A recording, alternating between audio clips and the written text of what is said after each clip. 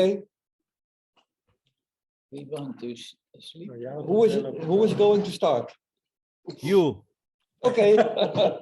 We have written some questions for him. Oké, ik ga heel even uitzoeken. Kijk hoor. Yes. My first question is, we don't see Chuck much online, and I'm very interested in what he's doing now, and is he still working on and with Forth? Yes, of course. Can you hear me? Mm-hmm. Yes. Yes. Okay. I have a wonderful version of Color Forth, which I use almost every day. I'm not doing anything impressive with it, just messing around with computers. Basically, I'm retired. I spend a lot of time exercising, trying to stay alive, making food. It's a very pleasant life. And I certainly don't want to be under any kind of pressure to produce things. So I'm basically not. I have a number of applications in Color Forth that I enjoy. They are emphatically not portable. Forth, to me, I agree with Ulrich, is a personal language, and I'm doing it my way. And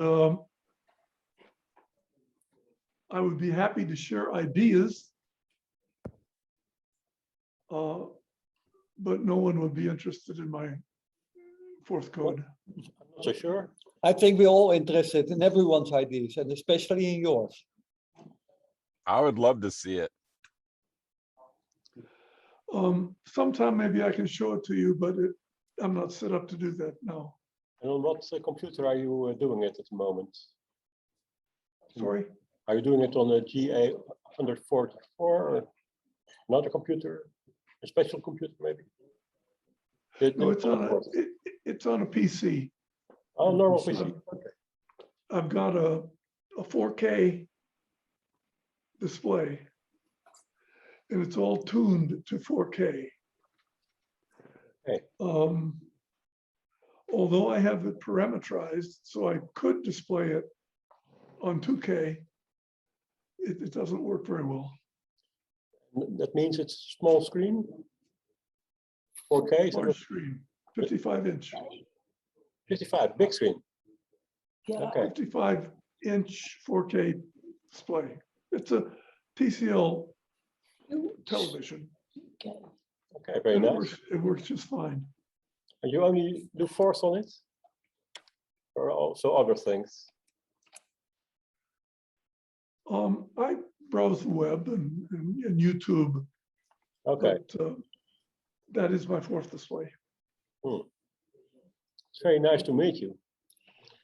Thank you. We have got an old club here from 1979 about. Okay.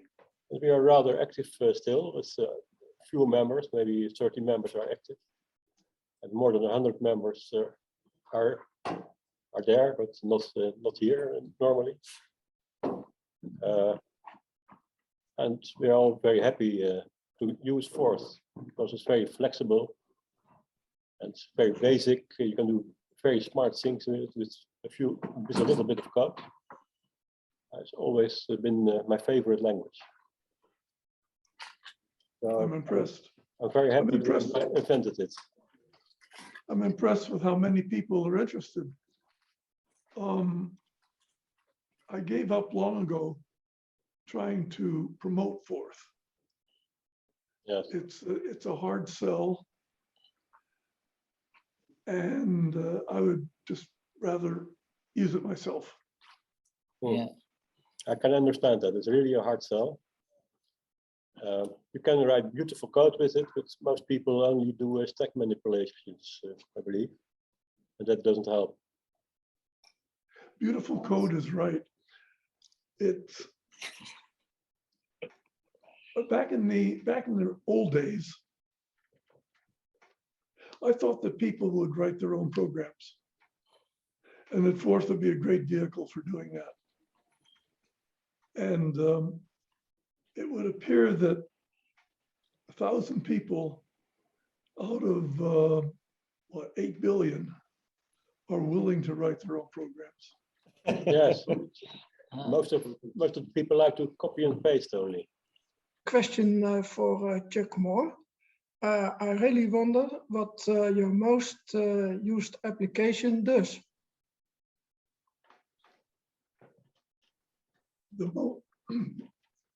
The application I use, The application you mostly use.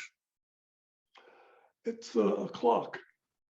Ah, I have a screen full of numbers. The date and time, the Julian day, moonrise, moonset, the number of days till things like daylight savings time. All of the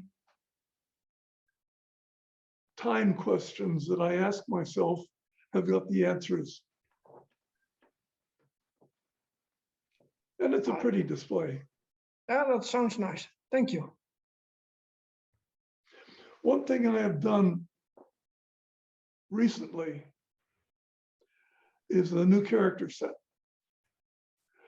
You may be aware that I've done many, many different character sets. This one is the prettiest and simplest, and it has a unique property. Normally, what I have been doing would be I would generate a character as a raster library. I would have 48 symbols representing the characters stored in RAM. It finally occurred to me that computers are much faster than they need to be. So instead of storing the characters, I store the code that generates the characters. And when I want to display one, I compute it. Computers are plenty fast to do that with no perceptible delay. And it saves memory. It adds flexibility. You can edit your characters on the fly. And you can invest a fair amount of work in calculating a character because it doesn't matter. So I've got pretty characters available on demand.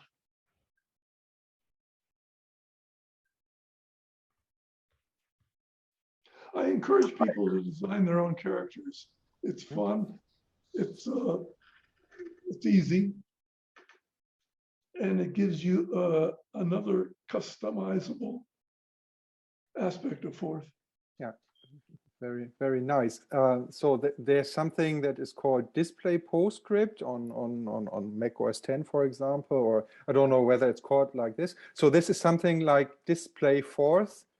So a Forth program runs when you display text. Yep. Because it draws the characters? Yep. Yeah, great. I like that. I'll show you the characters sometime when I can. They're very pretty in 4K. I can draw very large characters. They're all scalable and smooth curves. Chuck, this is Don. Hi. You gave a talk, I think it was last Forth Day, where you were writing directly to the memory buffer. Is that what this system you're describing is? You're writing directly to the memory buffer? Oh yes, you have to have that kind of speed. If you go through the Windows interface, it's much too slow. Of course. Hi, Chuck. This is Oscar Garcia. Hi. from the Interplanetary Networking Special Interest Group. I know you have been for many years interested in space and space exploration. Have you been working at some point about the delay tolerant networking and interfacing with Forth, what is called DTN? I don't understand.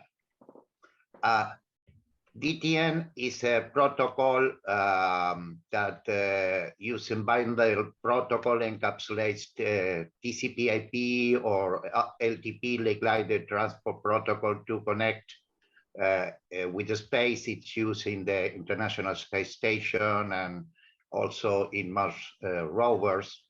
And I've been looking to different languages to interface with DTN.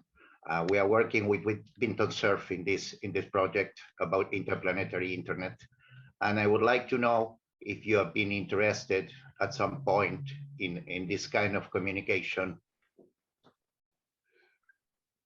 I'm indeed interested, but I've done nothing in that direction.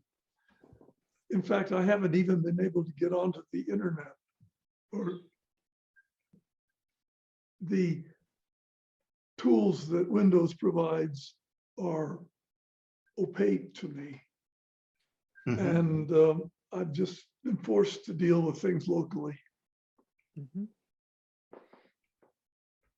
Thank you.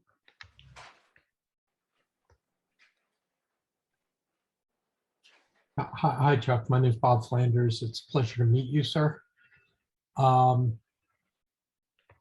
Yeah, somebody just brought up the original listings. This It's was me here, Bob. Nice to meet you. Nice to see you in the group. nice to meet you too, Peter. It's been a long time coming. There's kind of an interesting little story about what's on the screen. On 2011 or thereabouts, I got in touch with Chuck to ask if he had any old code for the IBM 1130, which was the first computer he wrote Forth on, a fully working Forth on, as I understand it. In fact, the name of Forth would have been FOURTH had it not been for the 1130's limited file system, which only allows 5 characters. So it had to be named FORTH to be a file on the 1130, which is kind of fun and has led to the idea of it being something that we go forth. So anyway, in 2011, I sent a message to him asking if he had any old code for the 1130, and he said, yeah, I'll rummage around and he'll take a look and see what he has. And he found this, and he sent it to me, but I missed the message or something.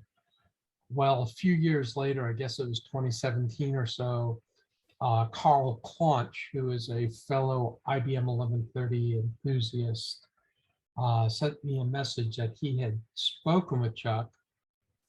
And Chuck had said, I think I sent it to this guy Flanders, and but he'd since gotten rid of the papers. And so I rummaged around in my Gmail and I found it. And it turns out it's either a pre-version 1 or pretty close to version 1 copy of the code, and the basic kernel, the assemble level words, and then the additional words on top of it.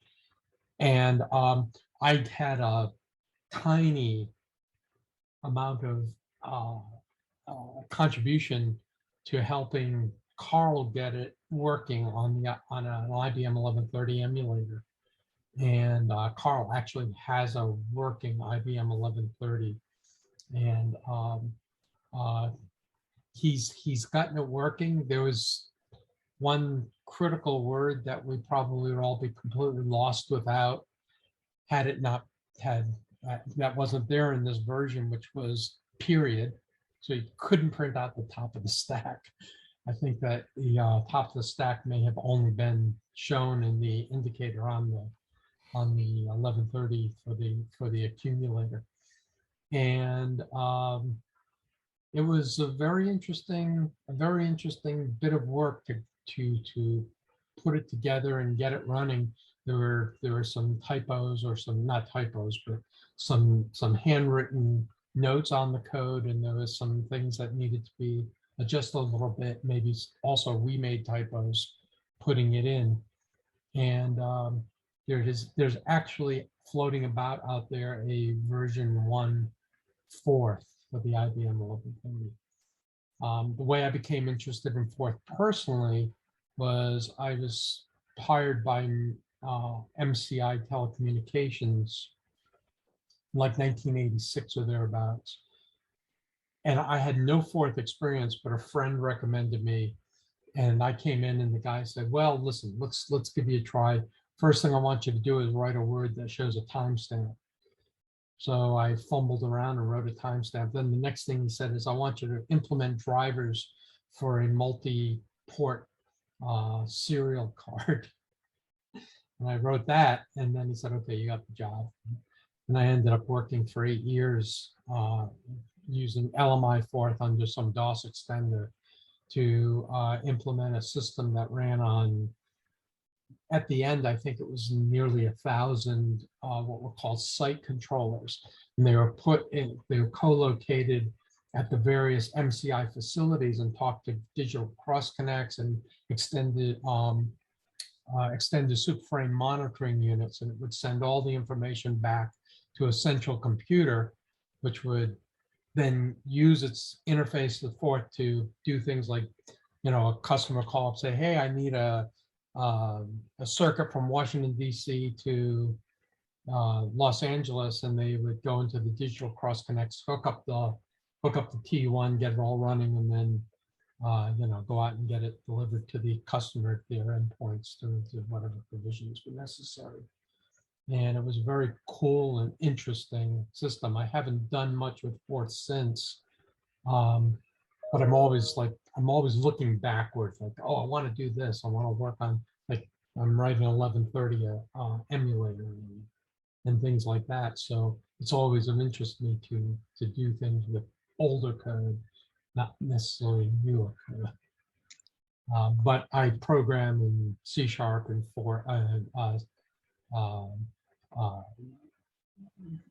do a lot of SQL stuff. I'm radio IT guy kind of thing. So anyway, pleasure to meet you, sir. Thank you so much. Forth is brilliant. It was brilliant. It is brilliant. It shall continue to be brilliant. Take care. Well, I can add a little bit to the 1130 story. It isn't as if I was sitting in an office working with the 1130. The 1130 was on the abandoned production floor of a textile mill. It was a huge room, about 200 feet long and 100 feet wide. And the exact center of it was this 1130, which had been delivered by IBM. And nobody knew what to do with it, except me. And so that was the environment in which Forth was invented. It was challenging in many ways. Yeah. It was the 1130. If there hadn't been 1130 in my high school, this was about 1972 when I started using one. And at that time, I had no understanding of what I was doing. If it hadn't been for the 1130, I probably would never have gotten into computing. But that started my career. And, The first mini computer. yeah. Well, I call it my first personal computer. But, Hi, Chuck. Hey. We've met a couple of times, and many of us here will remember the August 1980 edition of Byte, where you introduced the language to a much wider audience. But that was the time that you felt that the software had been done, and you are now looking towards the hardware. Could you tell us a bit about how you made that transition from software to hardware, and you moved towards the Novix period of Forth history.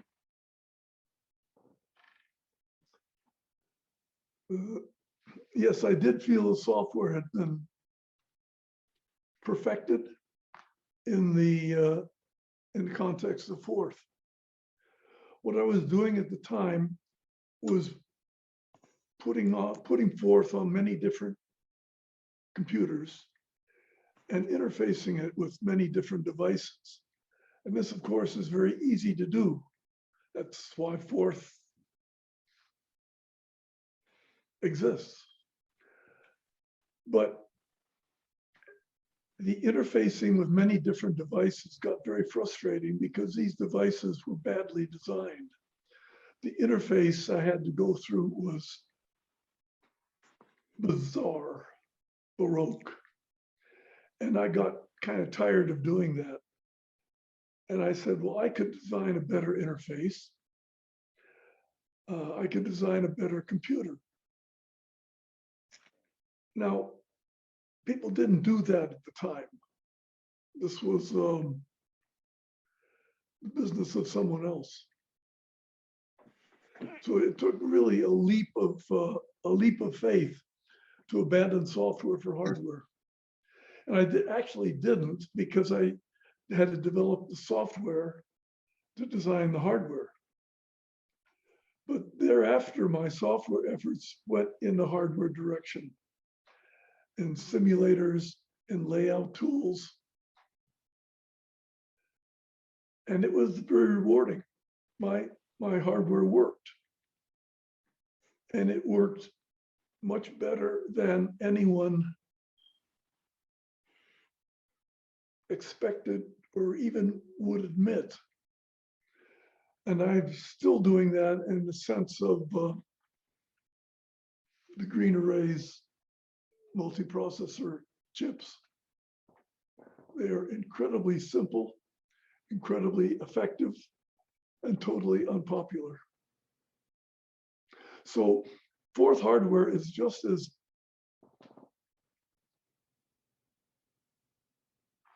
unacceptable as Forth software.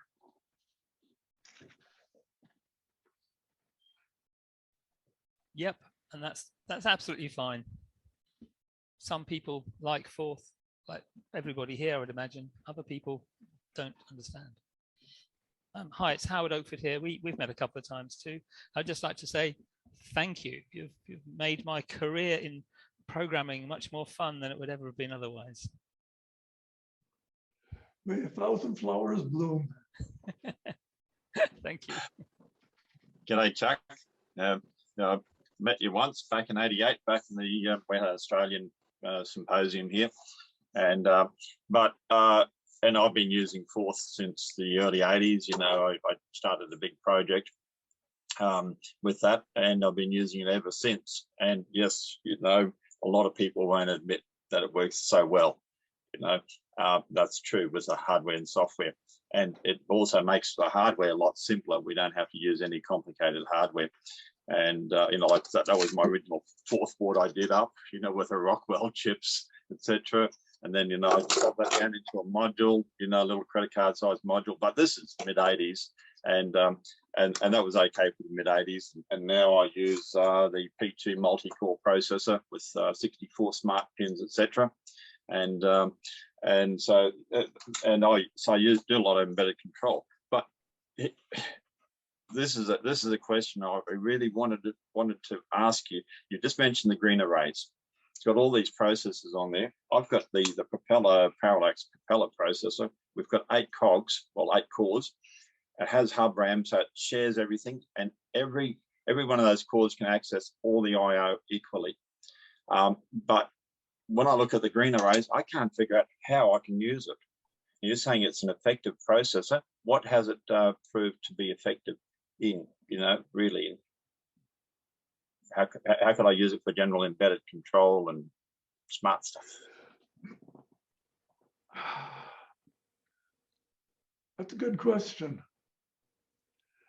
It has 144 computers. They aren't exactly cores, they're independent computers. They communicate with one another. And the ones around the edge communicate with pins. So if you want to control a pin, you have to use the computer which is attached to it.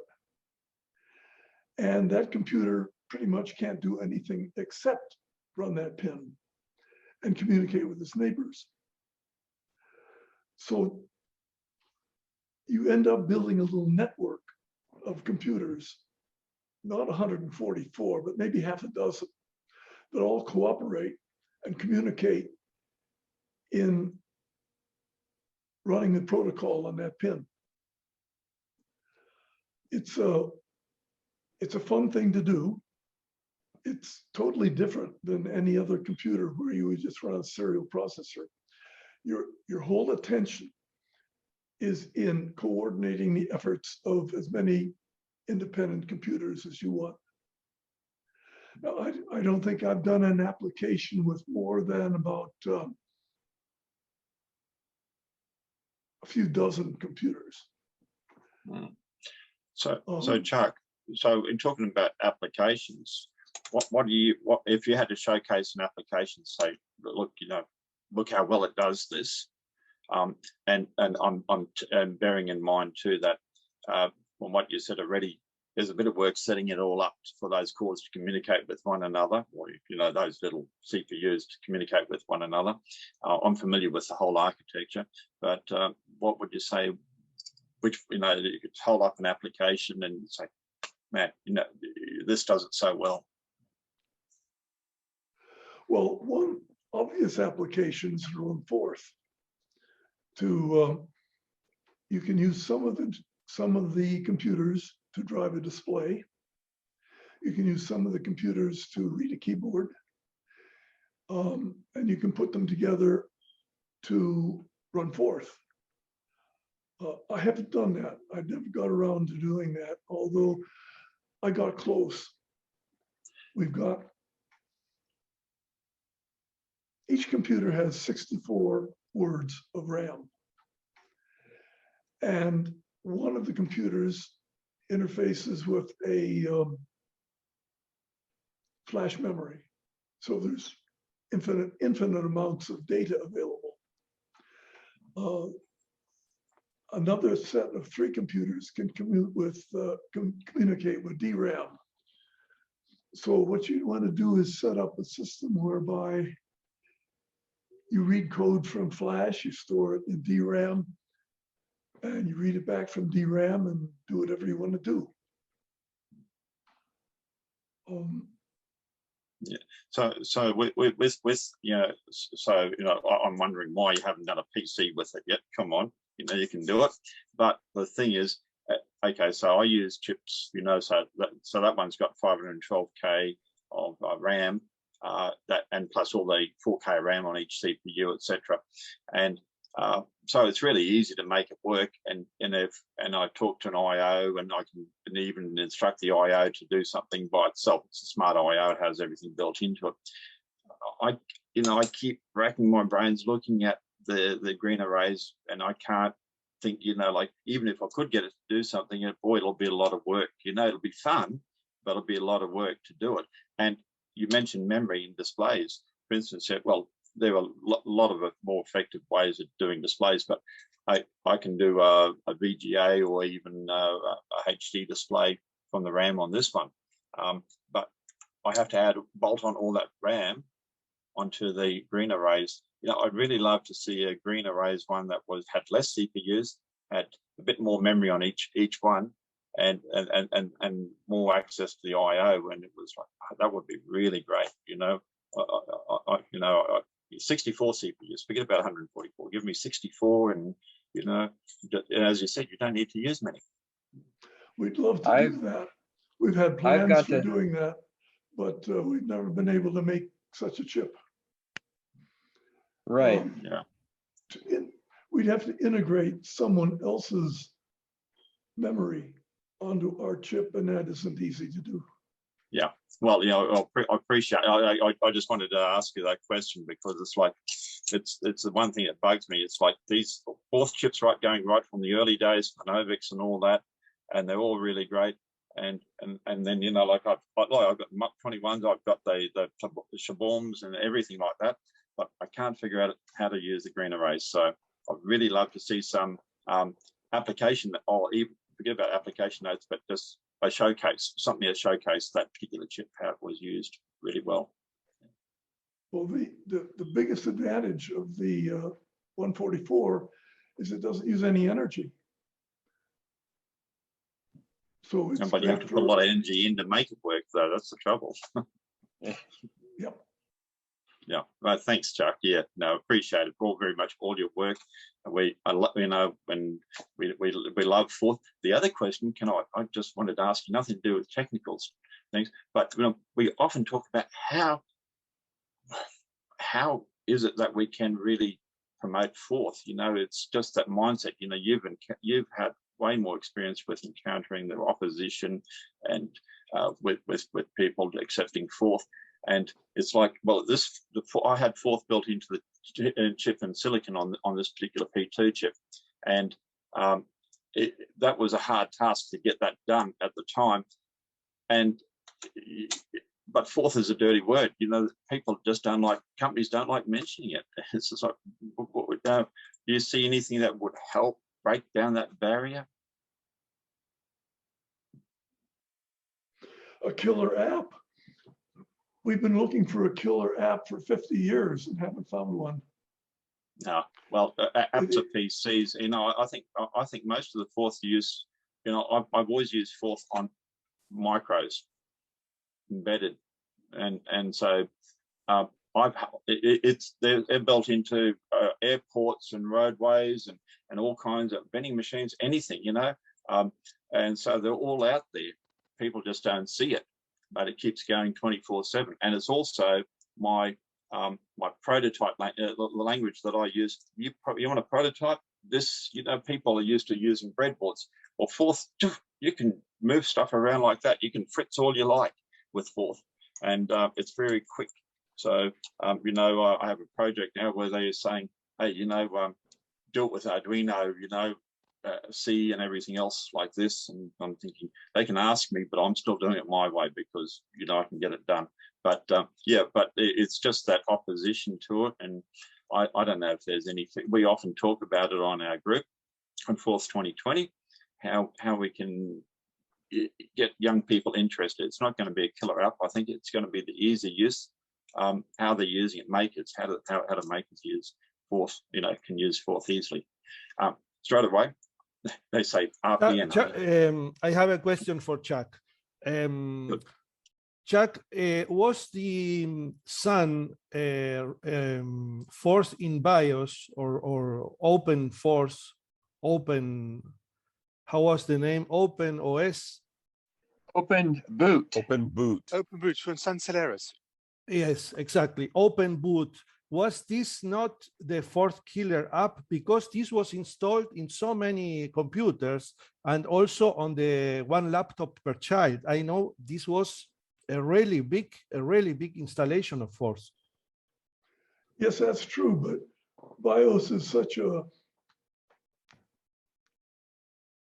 obscure application that it didn't attract any attention. It was a technical triumph. The attention that Open Boot attracted was attempts to replace it with conventional software. That didn't work.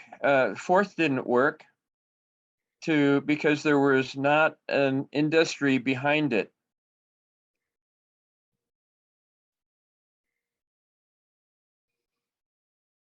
That's always been a problem.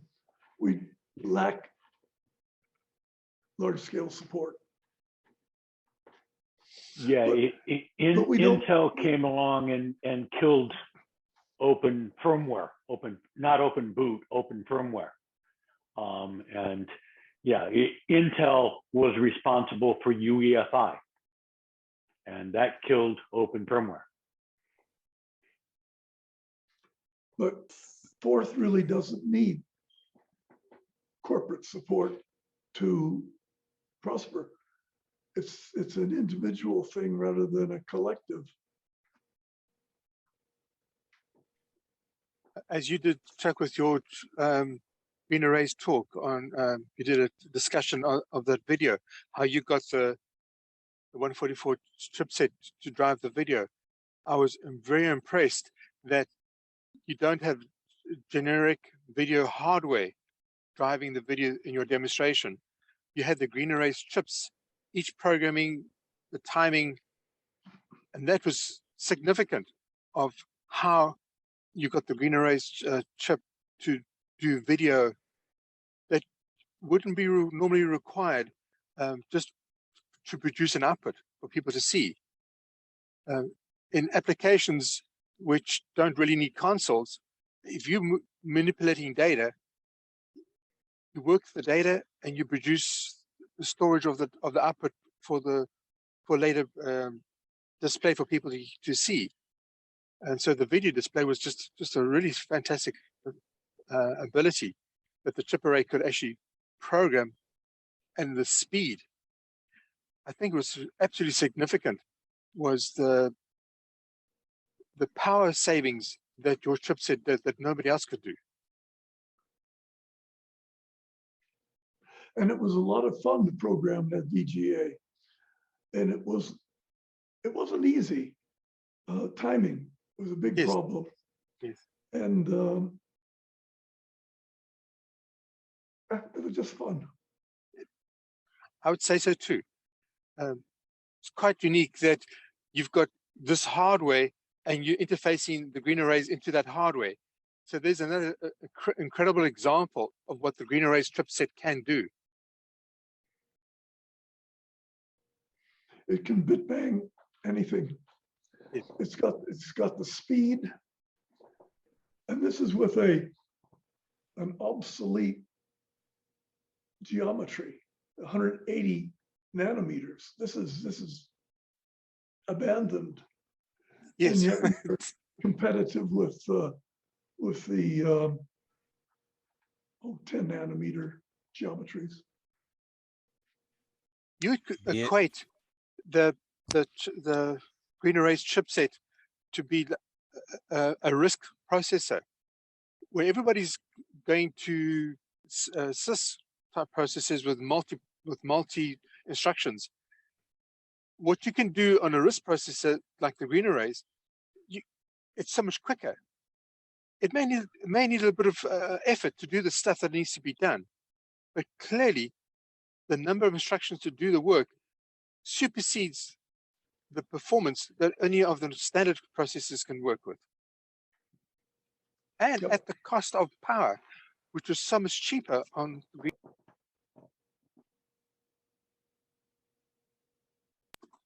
I've got to jump in here a little bit about programming these machines, Chuck's machines. I was one of the first Novix programmers and one of the early Green Arrays series of processors.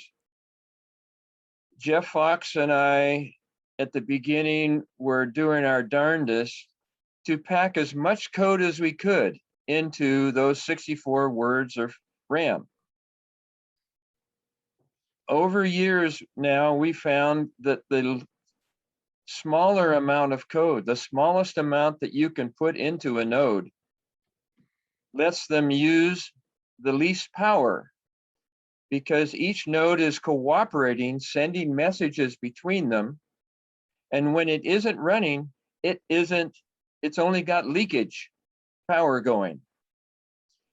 So look at, for the earlier speaker about getting into Green Arrays programming mind mode, look at the examples that are on the Green Arrays website.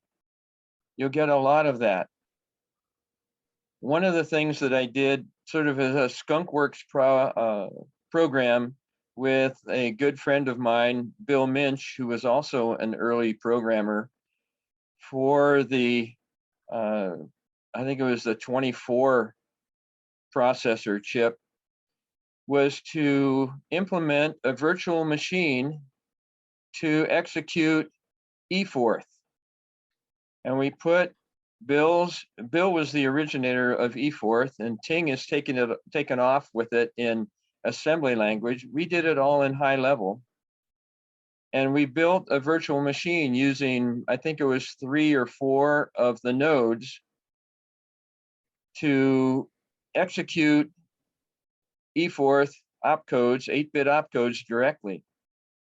And that has facilitated, actually, it's been moved, and Greg Bailey's version of Polyforth, Forthinks code, is now running virtually on the Novik, on the Green Arrays chip.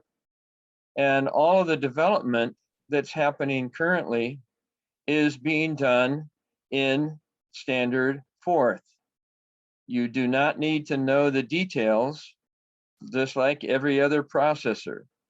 So take a look at those application write-ups on the Green Arrays website.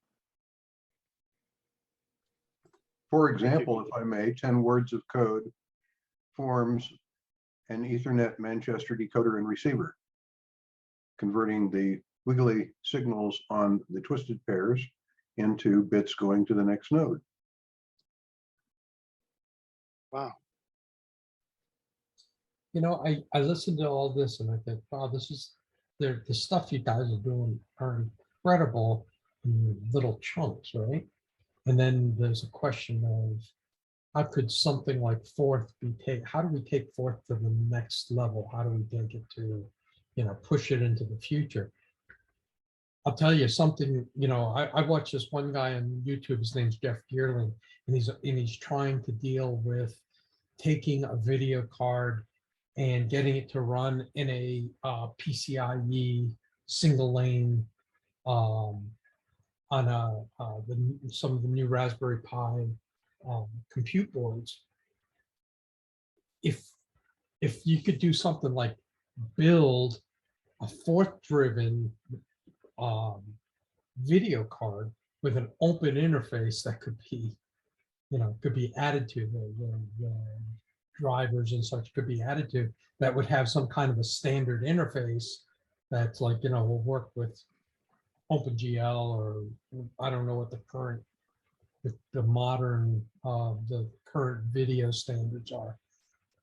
If you could build something like that, that would then sit in like a PCIe one lane PCIe slot, you sell 1 billion of those, because there'd be the CM4, the Raspberry Pi CM4 things are becoming incredibly popular to build small, like, you know, systems with a bunch of slots in them and stuff like this for multiple CPUs, and then having a you know, a PCIe card or something like that sitting in there to have a video. It seems Chuck like is that busy would be building. a project. Bob, thank you. Chuck is busy building a thing called HD Forth from his last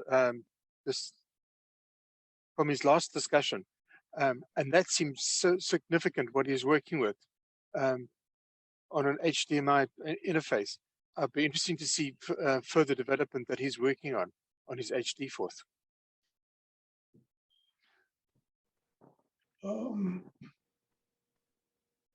The HD Forth has evolved into what I call UHD Forth. Even better. For the 4K display. Wow. It's running on a PC, x86.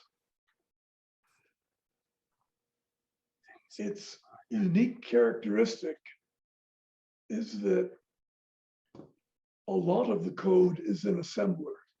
Well, is in machine language. And there's no assembler. There are hex opcodes for the x86 instructions. Now, I had to memorize those opcodes.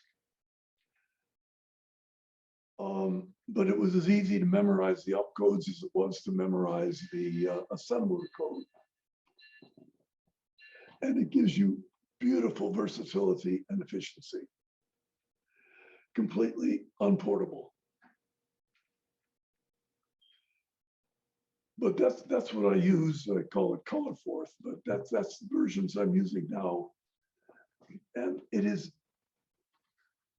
the nicest Forth I've ever had, because it gives me the closest interface with the hardware.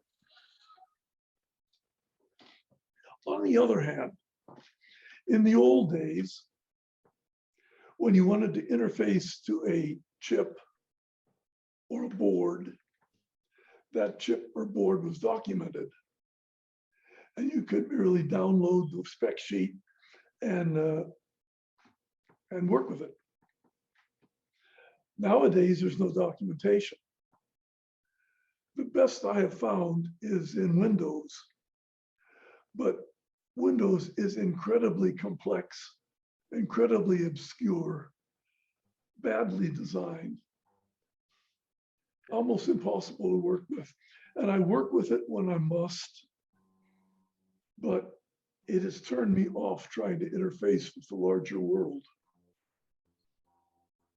As I said before, I've never been able to figure out how to get on the internet. The world has changed, and I'm afraid it's changed in such a way as to disadvantage us, the, well, call us hackers. You're supposed to sign on to the corporate vision of computers. And if you don't or can't do that, you're being left behind.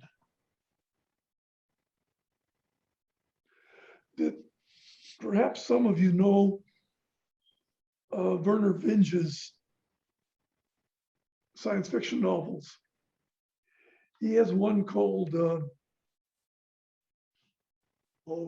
Fire in the Sky, something like that, in which the problem of buggy, enormous software was mentioned. The spaceships of that era were programmed in some obscure language that nobody could really master. And it was determined that you should rewrite the software so that it was simple, clean, bug-free, and entire planets attempted to do so. They could not reproduce all of the obscure bugs in the existing software, so it was not useful on existing spaceships. And the whole project led to enormous costs, effort, and failure. That would equate in today's view with trying to reprogram Windows, say, or Linux in Forth. It probably can't be done.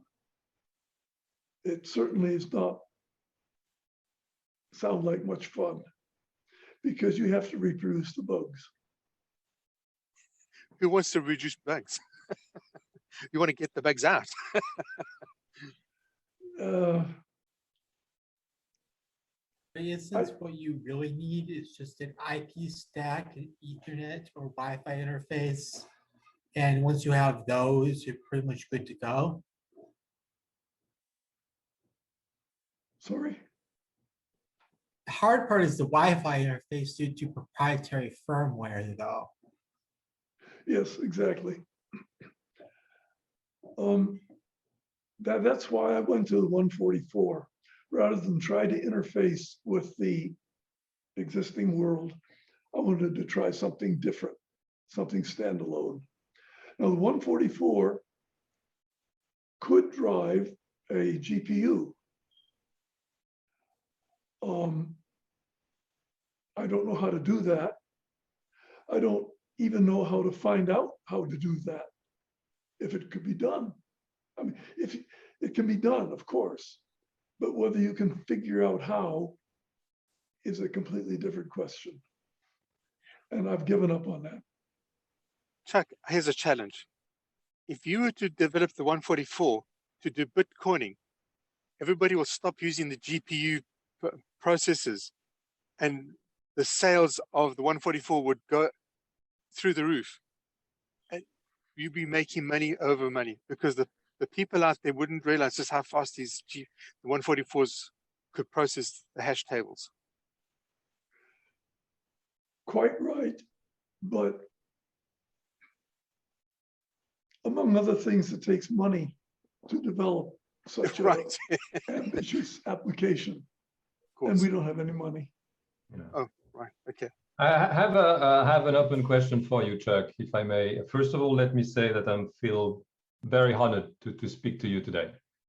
I mean, Forth for me was a fantastic concept since the 80s when I was a student. So definitely it's a wonderful experience to speak to you. Now for the question, it's related to IoT. Since Forth is by design very efficient in terms of power consumption, in terms of processing efficiency, I'm surprised that Forth is not more commonly used for all developments based on IoTs, where of course energy consumption and responsiveness and real-time aspects are absolutely critical. What do you think about this? I think that's an absolutely wonderful application area. And Green Arrays is projects which are trying to address that. The fact that we use very little energy is a no-brainer. But we haven't found the killer app. If you will, next week I have to go and explain to a professor at University of Wyoming why the fact that we don't run standard high-level languages in a pair of streaming glasses is not a killer of our technology. The point is, the reason why people don't use our chips is that we don't have these giant, fat libraries of crappy code which they can glue together, which is all they know how to do. They don't know how to write code. They don't know how to program. End of story. No, that's the first. I've got a question for Chuck, if I may. Yeah, please go ahead, Ken. It's a historical question, Chuck. When you made the transition from software to hardware in the very early 1980s, did you prototype any of the early Forth hardware using, I guess, TTL at that time? Before you moved to the gate array of the Novix, did you prototype any of that stuff? Thanks. Yes, I did. I did build a prototype of a Forth computer in TTL or CMOS chips, which was sort of a proof of principle.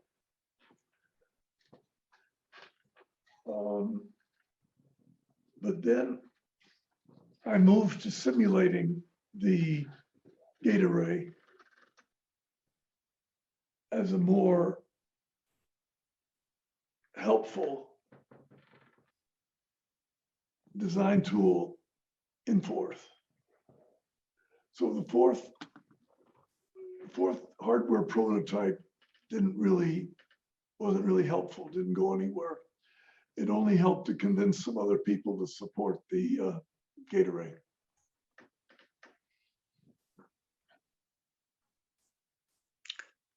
Okay, thanks. That's quite fascinating. So I guess you were on the transition between building prototypes and hardware to simulating them.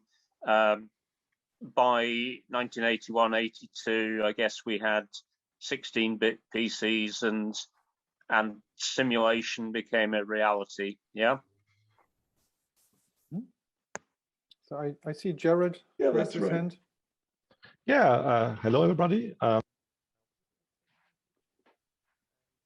The now sound. you're muted. Now you are muted. So we just had a couple of words and then your mic went off.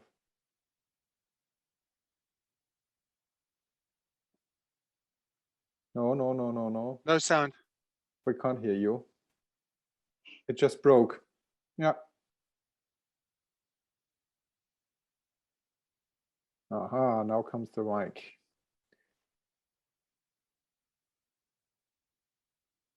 No sound. Can you hear me? Yeah, yeah, Yes. yeah. Sounds good. No, no, no, no, Not not wait, now, wait. not now, not now. That's strange. It was just again just a word. Then it Maybe faded if you away. log off and log back in of the Zoom, like drop it if you're having a problem with the audio. Sometimes that fixes it. Yeah. You may get a Right. message They're not to written in Forth. reinstall Yeah. the Zoom software like it happened to me. Reinstall Windows. Yeah, whatever. You won't have to do John, that. Windows. Just drop out. Just drop out. I and want to come back in. I put on the chat something that Chuck will love to see. I will put this on the chat. Probably you have seen, some of you, I started watching yesterday on Netflix, the $1 billion code battle of over Google Earth and a German company called TerraVision. It's absolute amazing, a fantastic film. And this has to do with this killer app we were speaking before. This is very interesting to watch. Thank you. Okay. I've got a question for Chuck. Yeah, I'm just curious about the changes in Forth from the sort of the classic Forth from the early 80s through to color Forth, and some of your observations and reasons for the kinds of design, the way Forth has gone from the classic Forth to the Forth you're using now. What was some of the reasons that drove some of those design decisions in the more recent versions that you're using now? Wow. Forth was originally an interpreter. And I had to learn how to make it into a compiler. And that was largely a question of confidence. The model I used was Belgol, developed at Stanford. And I was a graduate student at Stanford. And there's this team of half a dozen people who wrote a Belgol compiler. And I said, well, if they can do it, I can do it. And so I wrote a standalone Forth. That was the first one. The criteria was to make it simple because I couldn't do anything complicated. And I think all of my later developments of Forth implementations were to try to make it simpler. Originally, Forth had a threaded dictionary, and that hung on for a long time, perhaps until UHD Forth. Now I don't have a threaded dictionary. I have dictionary broken into pieces. Each piece, there's each array. One array contains the words, another array contains the parameters, another array contains the code address. This lets me search the name array with this hardware instruction. But really nothing has changed. I'm amazed that the original concept structure of Forth with its dictionary and stack has remained for 50 years without significant alteration. At the moment, I don't know how to make it any simpler. And of course, the hardware has changed. It was originally memory constrained, and now it's not. If you have infinite amounts of memory, Forth doesn't know how to use infinite amounts of memory. It's just not necessary. So I don't know where to go from here.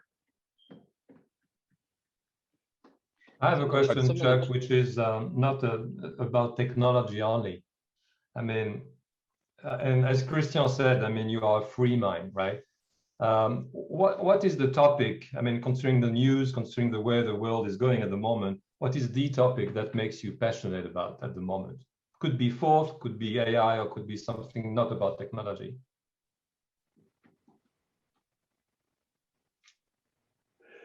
AI goes back to my early days at the, what they call them? The early neural nets. I'm of two minds. You can see this played out in the full self-driving cars. Do you use artificial intelligence or do you use pre-programmed decision making? I'm a pre-programmed decision maker, so that's the way I do things. If AI becomes magic, as it has in the case of Go and chess, I'll be disturbed because we can't understand how it does it. If we get AI in the form of a mobile robot or a mainframe in the cloud that we don't know how it works, I don't know that we've accomplished anything. If you've got the oracles of ancient Greece who can answer your questions, how is that different if an AI is answering your questions?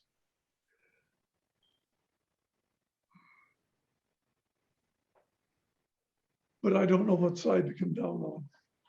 I think I will stick with my deterministic clock and perhaps try to get precision time protocol implemented or something like that. Yeah. Chuck, this is Don. You know, we're working on this FPGA-based Forth, and I'm very curious about your comments on the dictionary because we haven't implemented the outer interpreter in the dictionary quite yet. You know, the compiler part. You said that you have three arrays. You have the CFAs, you have the strings, the word strings, the name of the words, and then you have the data. What's the data?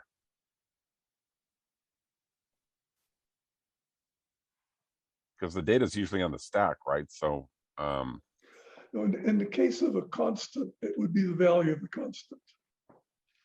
Oh, okay. So that's yeah, it's a constant array. Well, it's an array of, you can put anything in it you want. The address of a variable, the value of a constant. I think those are the only two I actually use. But you have to have a data field. And in the case of a code reference, the data field merely indicates that it is a code reference. But this has led the most efficient implementation of all of these things that I've ever had. I have a second question. You know, I'm in the space business now. I'm working on space robotics. Yep. Forth has a very rich history in space. Your RTX especially. I know that talking with Dr. Ting in 2010, the Goddard Space Laboratory had him do some work implementing Forth for one of their missions. Can you talk a little bit about the history of Forth in space?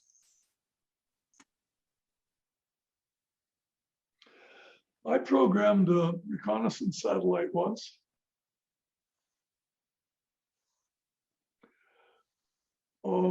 But I had very little to do with it because the NC 4000 was the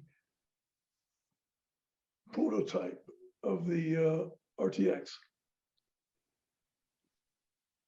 And yet I had no contact with it at all. Nobody ever asked me a question. Nobody ever paid me money to do anything. Mm-hmm. So that whole space application went on without my participation. So most of the space stuff was done by Forth Inc. and Elizabeth Rather's people. Well, they were kind of the central focus. John Hayes and Hopkins University, for Yeah, example. Johns Hopkins University crew.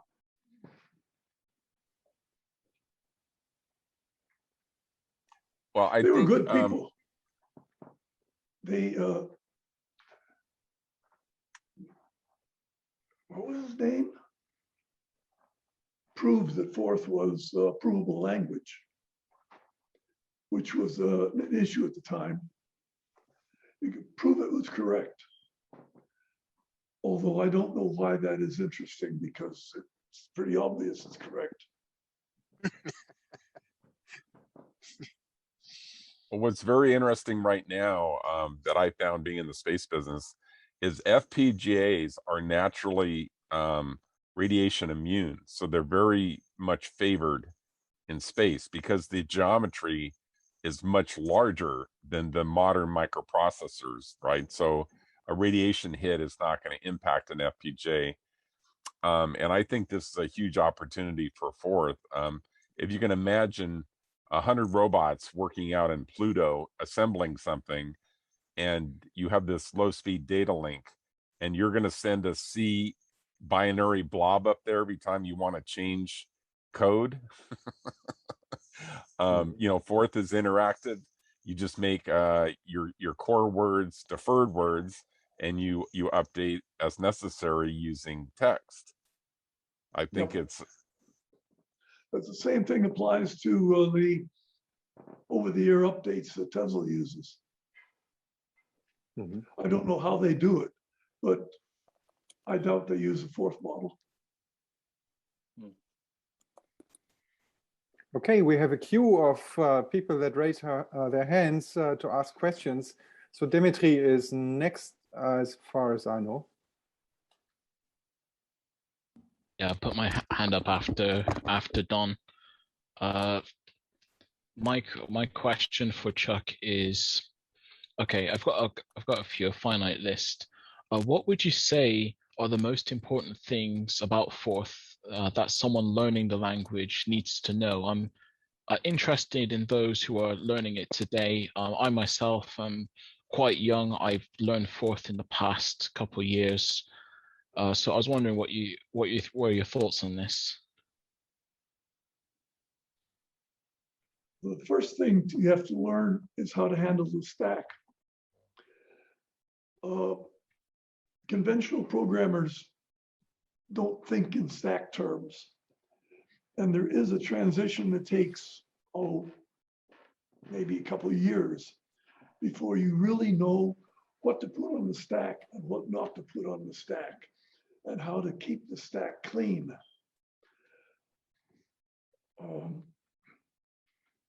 The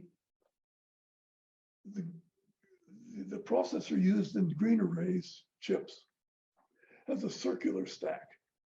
So you can put things on it, leave it there, and it will be forgotten in an optimal way. You don't ever have to keep the stack clean. And that's what I do in UHD Forth also. I have a circular stack. It's a little more expensive, but it's a lot easier. Beyond that, you've got to learn to factor. Take a problem, break it into pieces, give names to each line of code so that you can combine them into a higher level structure. That's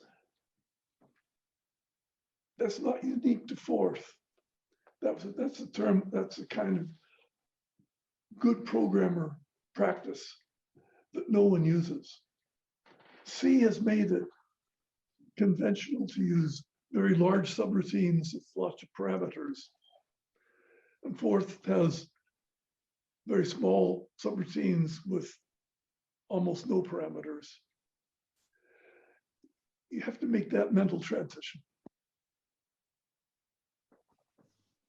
How many things do you recommend leaving on the stack at a time? Like how many things in the stack should a word consume? Is there any rough guide on that? One or two. One or two, yeah. The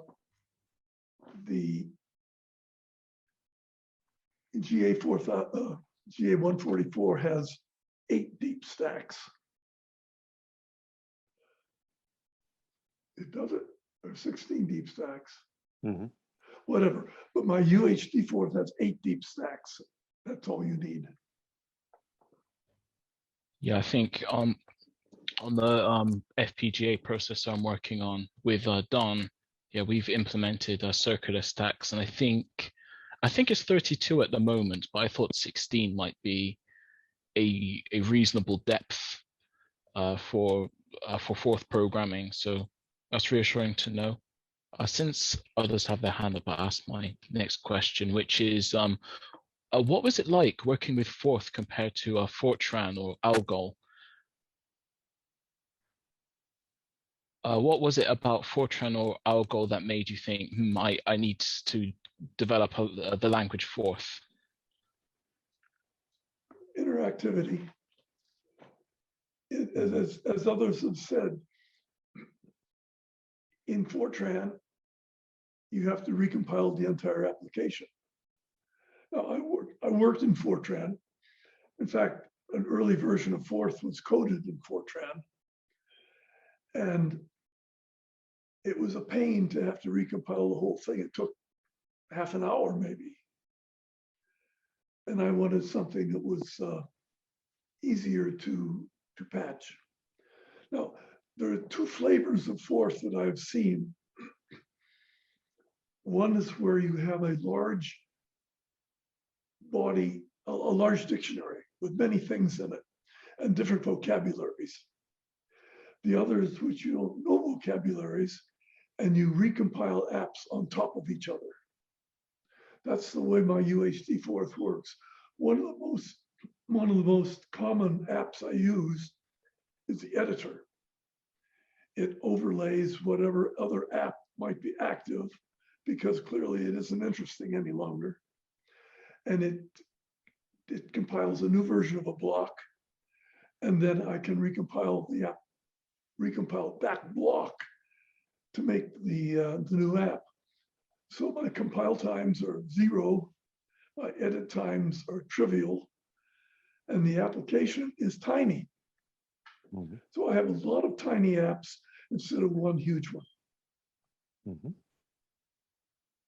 Wow, so that really is fascinating. And I've tried out using blocks. I think it's implemented in the ESP32 Forth, and I found it very, very handy. My final question, which follows on from the previous one, is: do you think that Forth still has these advantages that you mentioned? Do you think it still has these advantages over languages today like C and Java and Python? Absolutely. I haven't seen any progress in the conventional language world since Fortran. All these languages are in fixed notation. They are not interactive. They are huge. If nothing has changed in the last 50 years. What would you say is wrong with infix notation? it's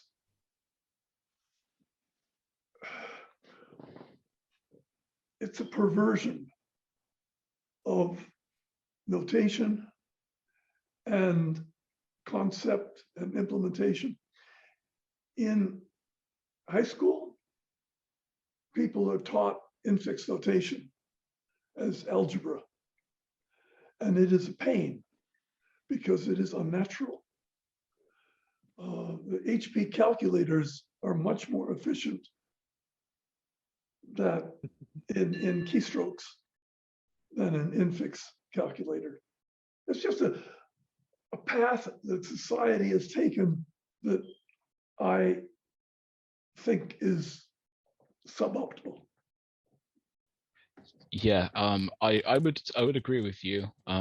And that concludes my questions, by the way. Yeah, I would agree, because I had a bug recently at work, which was caused by an infix operator that I got the precedence for it wrong.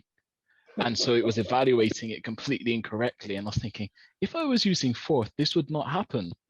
And it's amazing how often people run into these things. You see problems on Facebook sometimes where someone says, solve this maths equation. And it's because it's confusing. These rules are confusing. They're good for mathematics, but they're not actually as intuitive as people think they are. They're only intuitive because we're taught them. But yeah, that's it from me. Thank you for answering my questions, Chuck, and I will continue learning. Mm-hmm. Sure. Yeah. Yeah, thanks. So next with the raised hand is James Norris. Please go ahead. We can't hear you, James. There we go. Can you hear me? Yeah, now.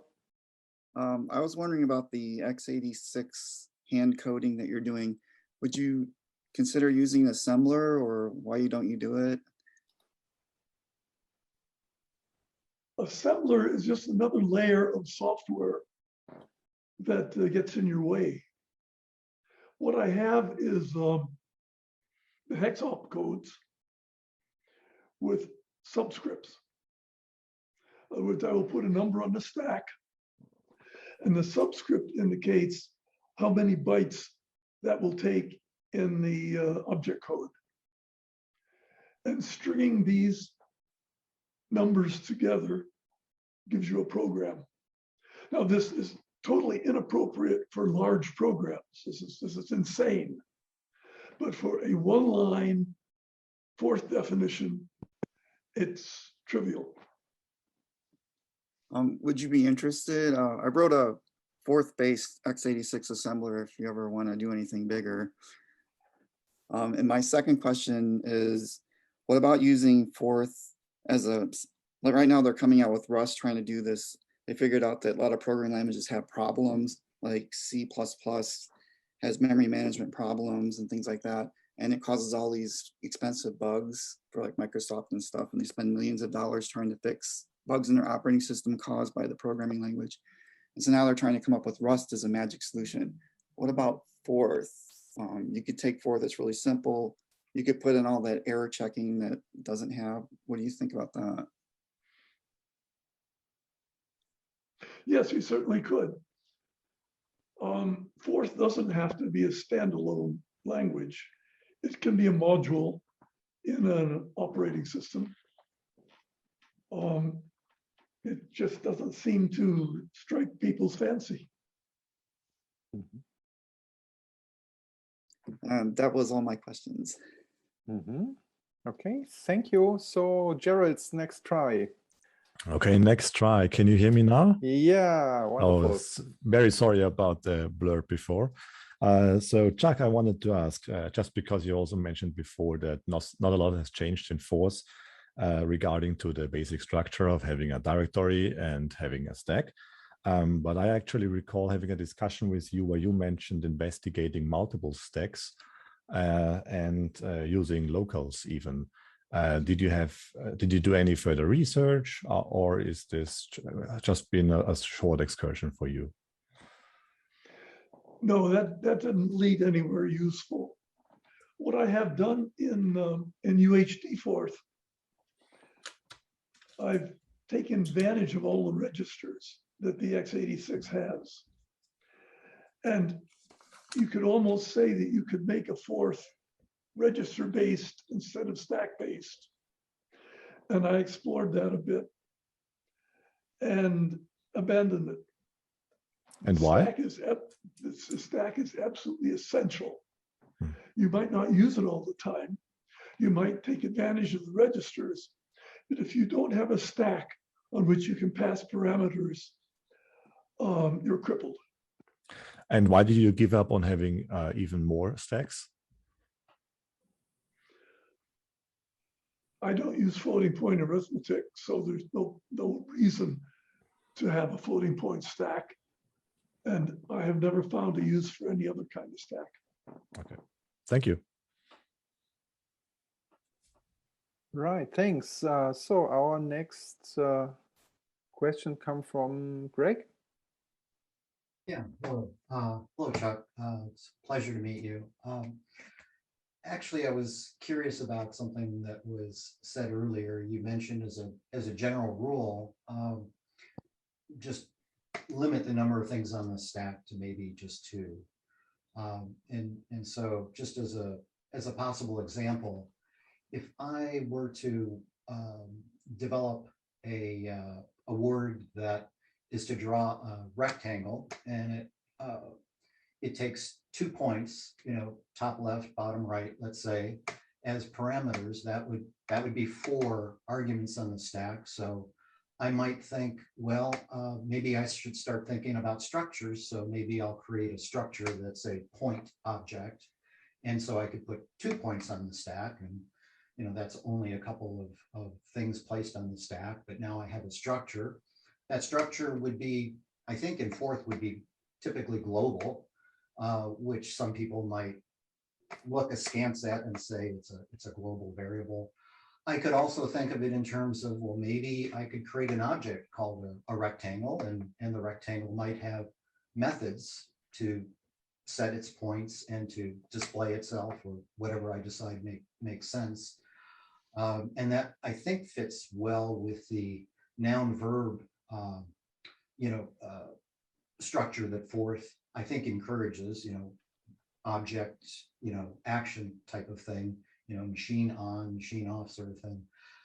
Just curious as to what your thoughts, would be on how you might structure, and your thoughts, a problem like that, and what are your thoughts on structures and objects and that level of abstraction, in addition to just the basics of what Forth gives you. That's one way of doing things. What I do is I have a word at that sets the cursor, takes 2 parameters, and specifies the location on the screen. And then I have another word called rectangle that has the dimensions of the rectangle that I'm going to draw at the cursor. So I've broken it into 2 pieces instead of having one large piece. And I can use the word at for triangles as well, or for circles. Now, in the case of a triangle, it's a problem because you've got 3 points. And I use a structure for that. A circle only has 1 parameter, the radius, so it's on stack. So to generalize and say everything should be structures is not right, and that everything should be in a stack is not right either. You have to be flexible. Mm-hmm. What are your thoughts on objects having a variety of methods? I created an object in Forth called the month, and this object had the starting point in the year and the number of days or something like that. This was back very early. That's the only object I've ever done, and it was useless. I have much better ways of doing months now. So I think object-oriented programming is a mistake. there are not enough instances of the object to make worth the generalization. Interesting. Thank you for your thoughts on that. Appreciate it. That's why they call it oops. Nice, nice. Okay, Francis, please ask your questions. Hi, Chuck. Can you hear me? Yes. Okay. Hi, Chuck. It's an honor to speak with you. Following for a while, and I just wanted to thank you for this gift to us. I was wondering if you could speak a little bit about the motivations for the circuit simulation software you wrote, its performance, and its current status. Say again? So I was wondering if you could speak a little bit about your motivations for the circuit simulation software you used to do the layout and electrical simulations, its performance, and its current status. Yeah, that is one of my favorite applications. It's one of the things that I've spent most time on, and I think I've done the best job of.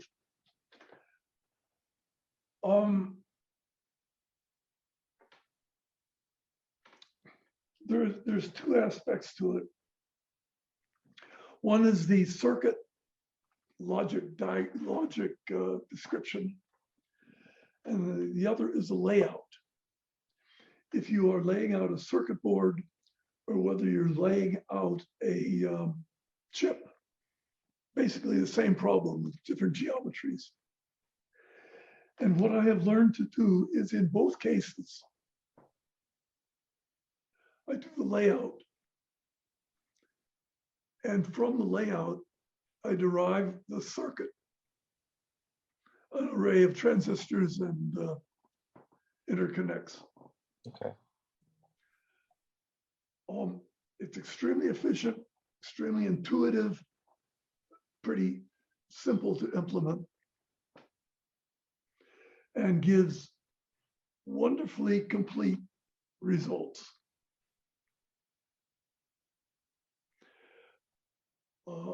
I've done a lot of circuit boards, but I've done even more chips. And the chip layout, well, conventionally one has a logic description of gates that are interconnected, and then from that you derive the layout. And I do it the other way. The layout is predominant, and the function of the layout is determined from it. Yeah. This is a strange side effect in that there is no need to do a validation proving that the layout accurately reflects the circuit. The layout is the circuit and is by definition correct. Amazing. And it's a lot of fun. I enjoy working with rectangles and layouts. Yeah. Unfortunately, again, just like the world doesn't let you interface with chips or boards or GPUs, the world doesn't let you interface with chips any longer.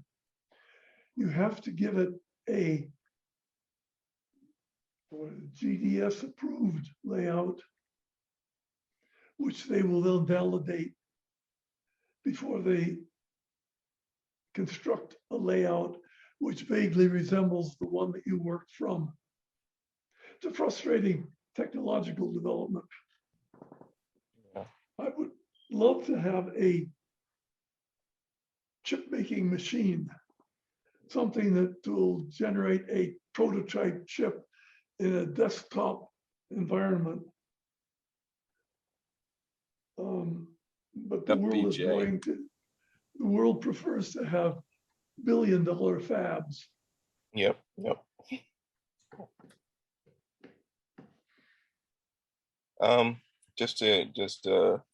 Yeah, I asked that because I was in my daily job. I do this as a maker and a hobbyist on the side. But in my daily job, I do chip design and process development for one of the big semiconductor companies, and this is a cool interest of mine. I thought I would ask about that. Just another question. What are the most interesting 1 or 2 applications you've seen in Forth from others that you didn't see coming?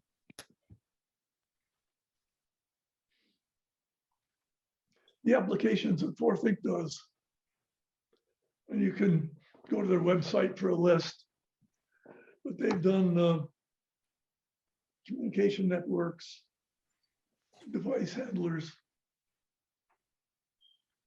I did a Hollywood robot once, robot camera. Cement making plants. I would love to see an full self-driving car in Forth. Yeah. That's a heavy thing, though. As soon as you get into applications that risk human lives, it's a whole new game, and I've never done one of those.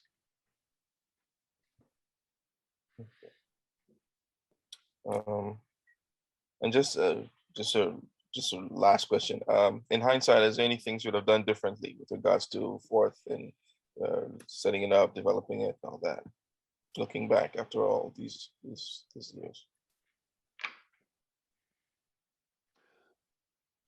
No, in hindsight, I don't know that I've done particularly well, but I don't know that there's anything I would have or could have done differently. Back in what, 1970 or so, Forth, in a sense, was competing with Microsoft.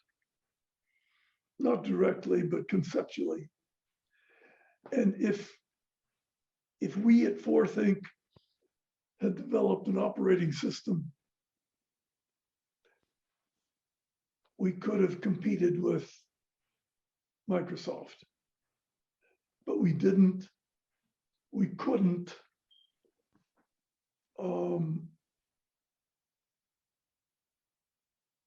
And I'm perhaps glad we didn't. I'm much happier with where we are now than where Microsoft is now. Microsoft has to be compatible, with the exception maybe of Windows 11, with everything they have ever done before. Yeah. And that is a horrible burden to bear. Forth, as it stands, well, Forth is free to reinvent the wheel. And I think that is a marvelous concept. No one should ever be afraid to reinvent the wheel. And we do it every day. Thank you, Chuck. Thank you. Mm-hmm. Yeah, thanks. And Howard, your turn. And please open the mic. Hi, Chuck. I've already had a turn at chatting to you, but one more question about one's complement. It used to be very popular a long time ago. The IP, Internet Protocol, uses a one's complement checksum, and it has some interesting properties. I have a feeling that it's a really good way to go, and I observe that you use one's complement in Colorforth. And I just wanted to hear your opinion. Do you think that the world went wrong when it moved over to two's complement? No, I worried about this. One of the mainframes I programmed early on was one's complement arithmetic. But two's is much more convenient, and it doesn't cost anything in hardware. So two's complement is definitely the way to go. Yeah, I can understand that point of view. The thing I like about one's complement is that you've got this extra state in the system. In normal two's complements, you've got 0 and you've got everything else. And in one's complement, you've got +0 and -0. And it strikes me that it's very useful to have this extra state that can be used. So you can have a value is either 0, not 0, or not set, or some such. And I think this whole idea of having 3 states in a value rather than 2, it brings it closer to the optimal number of symbols required to transmit the data, which I believe is E. Somebody proved a long time ago. So it's closer to 3 than 2. Anyway, it's just I think it's a Hamming code. cool idea. You're talking about Hamming code. Yeah. Yes. Into discussion on computer file about that 2 days ago. All right. About Hamming okay. codes and the transition of following the edges of the square to Okay. get to that. Okay, thanks for the link. I'll look into that. Yeah. Okay, thanks, Chuck. Okay. Right. So, Bob, you raised your hand. Hello, I'm raising my other hand. Okay, I have a few. One thing I'm wondering, when I heard you programmed a mainframe that was one's complement, what mainframe was that? Do you remember?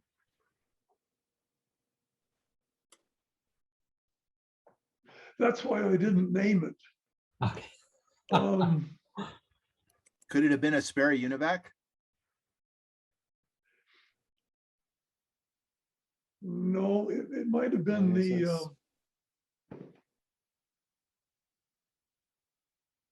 Dionysus? Was it when you developed the rugs? the first supercomputer. I can't come up with the name of it. Right? Oh, Cray? Burroughs? Cray, that's it. Oh, okay. Cray, or maybe one of its input terminals, something like that. Oh, cool. Second question. You mentioned compatibility, and how Microsoft has maintained compatibility. And then, of course, you just mentioned mainframes. I was thinking ZVM, which is the current version of OSMBS, which is OSMVT, which is OS 360, has maintained compatibility across since the 1960s when it first started. And evidently, you can compile a program today on CVM, ZOS mainframe, and it'll run. And it just, it was interesting that you'd mentioned compatibility. IBM has had to maintain that for all these years. Compatibility guarantees there won't be any progress. Yes. What is the smallest Forth you've run across? What's the what's the minimum, like, if you could, I don't know exactly how you quantify it, but like the smallest amount of memory, smallest amount of stack space. What is that? What would that be? The smallest one I've done was called CM Forth for the Novix, I think it was.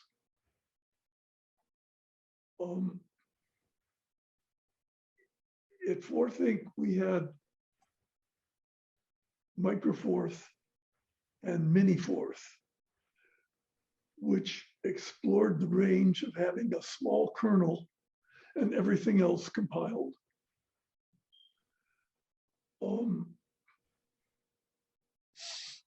eForth does that, I believe. But I've heard references to some microcomputer Forths that had very small kernels. Mm-hmm. I would say a kernel should not be more than 4K. If you get it down to 1K, that would be nice. Okay, cool. You mentioned in talking to, I forget who it was, but you mentioned that the 2 parameter stack, but you mentioned a stack that's only 8 feet. Is that for like as many levels as deep as you go, or is it 8? I bet would thought 8 was awfully small.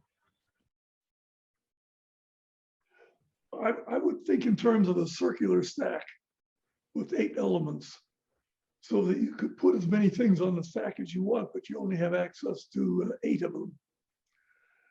Now, for the my circuit tracing algorithms, I've needed to stack thousands deep, because as you trace a circuit, you're recursing and recursing and recursing. Mm-hmm. And that's a whole different concept that I would have a software stack for. Okay. The hardware stack can be very small. 4 is too small, 8 is small, 16 is plenty. Okay, cool. 2 more. One is, did you know that the current .NET implementation of languages produce something called IL, and IL is a Forth light stack language? So they actually, you compile C into a Forth like language. I don't know if you've known that. I would say no, because I haven't understood what you've said. Oh, okay. Well, .NET is the kind of a I'm sorry, Microsoft's answer to Java. C# is Microsoft's answer to Java. It's become very popular. It's actually a very nice language if you're writing that kind of software. But when it compiles down into something called intermediate language, which is actually a very Forth-like language. It's a stack-based language. I thought that was interesting. I didn't know if you had heard of that or not. Well, all infix languages have to compile into a stack. Mm-hmm. So yeah. But the interesting thing is this, it doesn't compile to a native. It compiles to IL. IL gets compiled to native. An intermediate language. Yeah, yeah. Yes, that is, to me, that is grossly inefficient. Yeah, why not write in intermediate language? And last thing is that you've talked about assembler and needing to know the x86 opcodes and such like that. In the 1130 assembler, you wrote an assembler. I mean, in 1134, you wrote an assembler so you could write 1130 instructions in a Forth-like notation. Yep. I thought that was, I mean, it was right there, right at the beginning. It was very cool. Not only 1130, all of my computers had assembly words. Mm-hmm. And I now think that was a waste of time.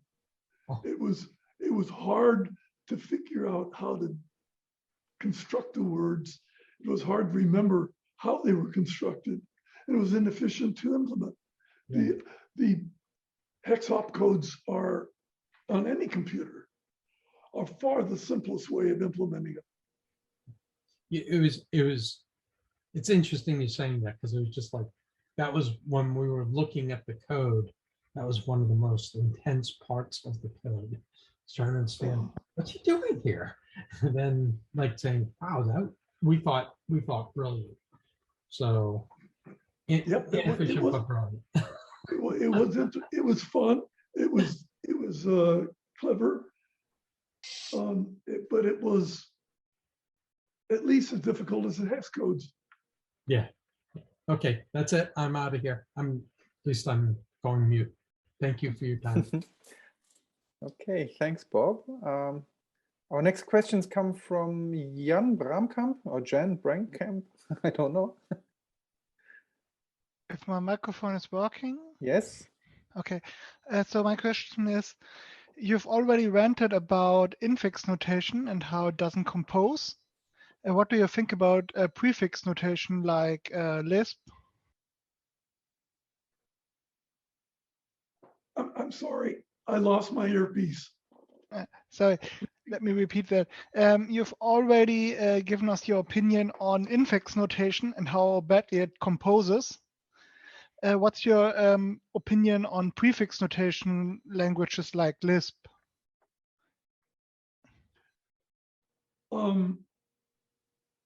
They made an unfortunate choice.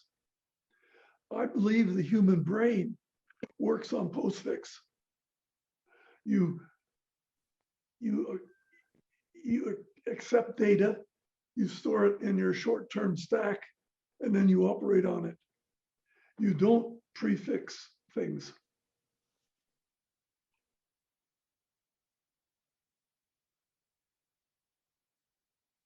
Okay, short answer. And Yeah. are you satisfied with it?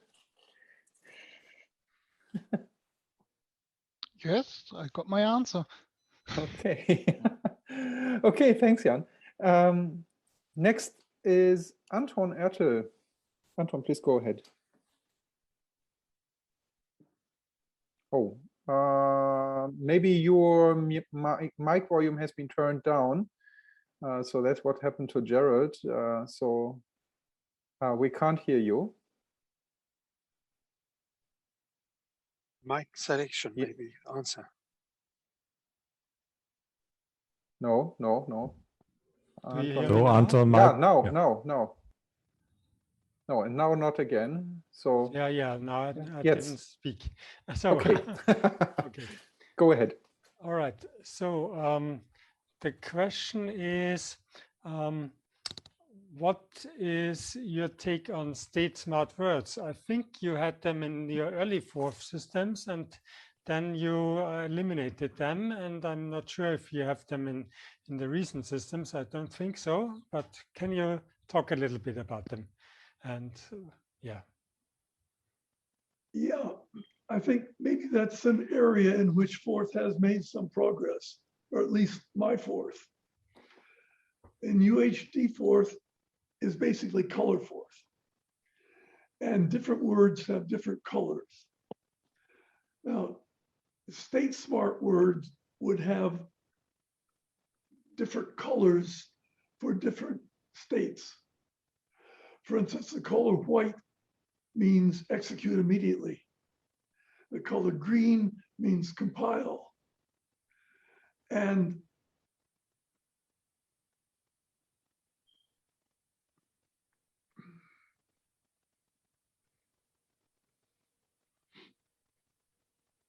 those are the only two states that I need.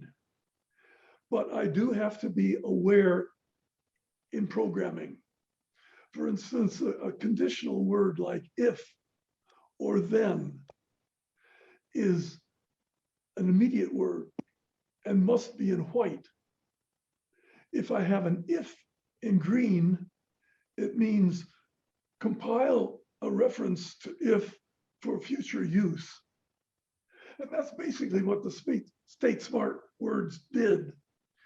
You didn't have to be aware that they were, which state they were in. They knew. But now I must be aware to distinguish green from white. And that is a programming challenge. Sometimes I get it wrong. Thank you. Yep. Yeah, interesting. Yeah, Don, please. Hello, Chuck again. How many items or how deep do you think we should build the return stack in our FPJ Forth? 32-bit Forth. That shouldn't matter.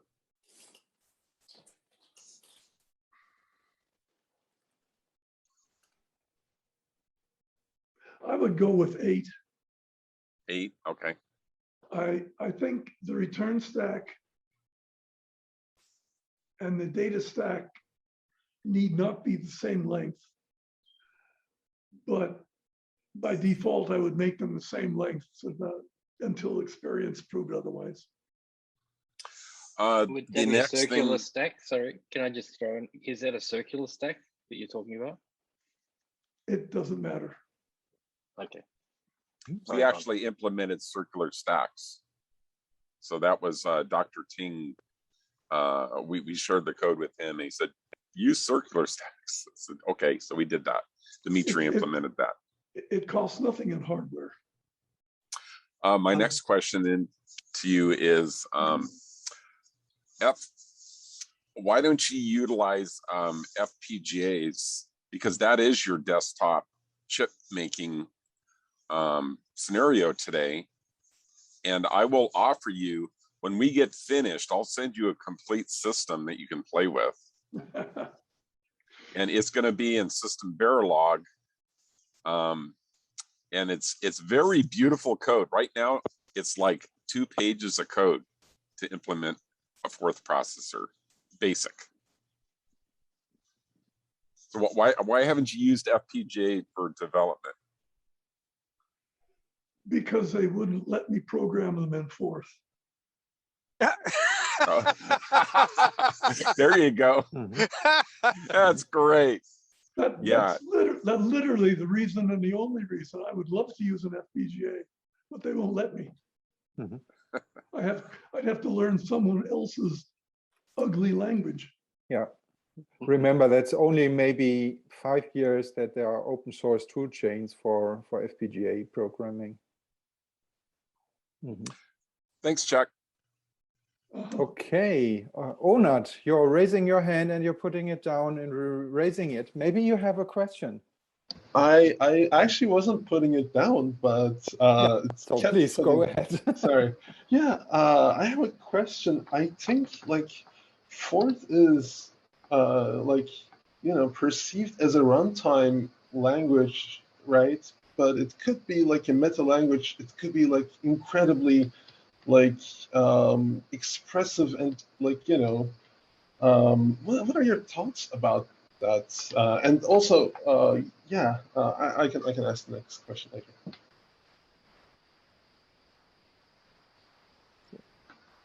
So what exactly was your question? Oh, sorry. So the question is, we're thinking about stacks and what stack to use and what kind of stack size to use, because that's a runtime Forth, right? That's the Forth where it's we execute a stack-based, we have a stack-based runtime, right? And that has a certain costs in terms of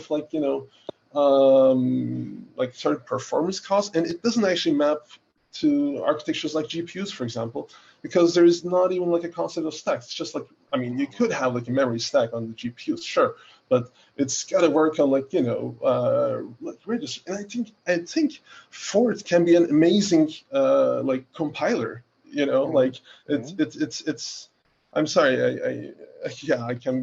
I'm super excited. So I'm somewhat inarticulate and can be harsh. Sorry. Well, let me try to address that. Yes. Thank you. The stack is merely a tool that Forth uses to express things compactly. And certainly Forth has applications far beyond stack-oriented things. And yes, Forth would make an excellent compiler. Forth would make a good language translator. Forth would make a good artificial intelligence effect. And yes, I kind of agree. Forth is a meta language. It lets you define an application language suitable for your environment. Yes, thank you. I mean, also that brings to the second question, which is I also think having the the 144 chip, in terms of the simplicity, that's the way to actually reach the energy consumption to the minimum, right? Yep. And do you think there could be other constructs other than the stack to or it could be I don't know. I was thinking maybe it could be a hardware definition language where we define those kinds of constructs for whatever problem at hand. So the hardware could morph depending on what kind of application it would run. We redefine the hardware sort of. Mm-hmm. You don't need to be. You don't want to think restricted to a stack. You don't have to use a stack for everything. As I said earlier, you can have structures which relieve the depth of the stack. And but the stack, I think, is in this, at least a small stack, is absolutely essential for passing parameters.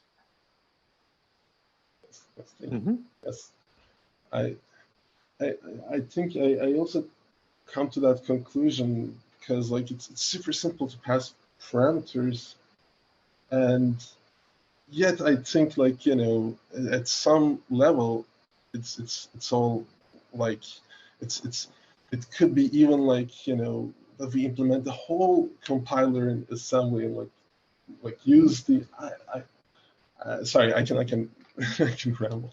But Okay. also I just want to say like I thank you for all the inspiration and like for everything. I mean I'm so happy that I briefly got to introduce you to some of the work that I've been doing, which Yeah. yeah. Okay. Onat, thank you very much. I think we'll follow up on that later. Dimitri, another one. Oh, it's a very short question. It was based on Don's question on the return stack, and in the chat, Peter Jackeke was saying, well, you know, wouldn't the return stack need to be deeper if you're going to factor your code heavily? So Chuck, how could we have a return stack of say 8 deep and still factor our fourth code?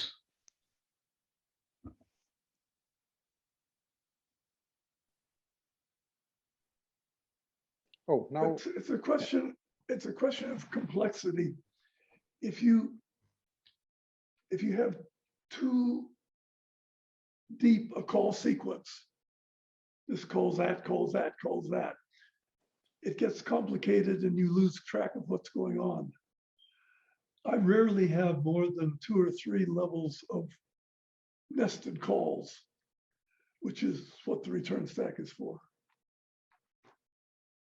I see. Okay, so it's quite flat. So yes, because you can still factor your application into lots of short words, but they're just not words that call one another in a chain. They all kind of stay at the same level. That's right. Oh, The other okay. use of the return stack is to hold loop counts, although that's not the only way of doing it. So you want to consider how many nested loops you have, as well as how many nested calls. Okay, that makes sense to me now. Thank you. Okay, great. Thanks. So Jan for another question. Yes, this time my question is regarding state smart words. I found them a pain in the posterior to work with. And wouldn't it be possibly easier to have an always compiling forth where interactive code is compiled into an anomalous function and executed afterward just to be immediately deallocated? Is there a downside to setting up a forth system like this, that it's always in compile mode and basically defining a word would only move the compile location from the scratchpad to the dictionary? Yeah, I'm a little bit out of my depth because I don't know how state smart words are done conventionally. But I do agree there needs to be 2 distinct behaviors, one in which you're interpreting and one in which you're compiling. But why do I need the interpreting state at all? Couldn't this be solved by compiling into a temporary scratchpad area large enough to hold a line of code or 2, then calling this code and reusing the scratchpad for the next interactive input? So always being in compile mode. Yes, you could do that, and I think I did that once upon a time. What is the downside? It's no less clumsy. You still have to be aware of what you're doing. And it's just a different way. Say there's 3 ways of doing it. One, you can have a state flag.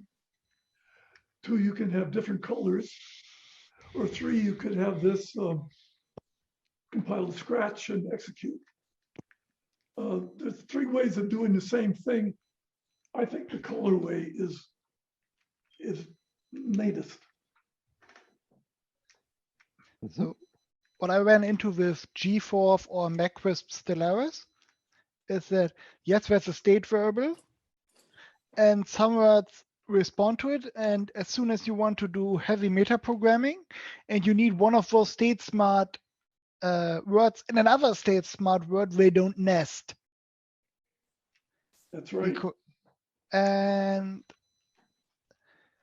at that point, you're scratching your head, and some Forth systems work around it by providing non-state smart versions, and suddenly you have 2 or 3 times the number of words for those words that got the special treatment. That's bad. Yes. I would rethink the problem. Which is why I asked, because I have a state smart state smart question for Chuck. So, you know, what I was thinking is you have a 32-bit wide Forth computer in an FPGA, but make the inside data bus 34 bits wide and then use the top 4 bits for your state, or whether it's an immediate word or you know, compile. I guess it's compiling and immediate. Is that the two things you need to figure out? I have done that. One of the early computers that I had fabricated had 21-bit words, whereas the memory was only 20 bits. And that extra bit was used as a flag for various things. Nice. It was not good. It was as awkward and confusing and difficult as anything else. Okay. Maybe I have a follow-up question and another one on that. You once talked about the ICE principle, interpret, compile, execute. And so if we enroll everything into just compile, don't we lose the interpretation capability to calculate things upfront before we compile? So do we need interpret, compile, execute, the ICE principle?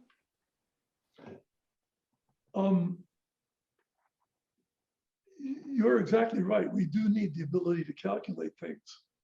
And that's why in ColorForth, if I'm compiling green words, I can interpolate white words to do the calculation.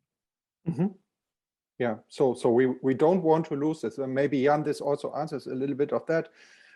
We don't want to lose the capability to do execution while we compile and calculate things and generate code or whatever. Right.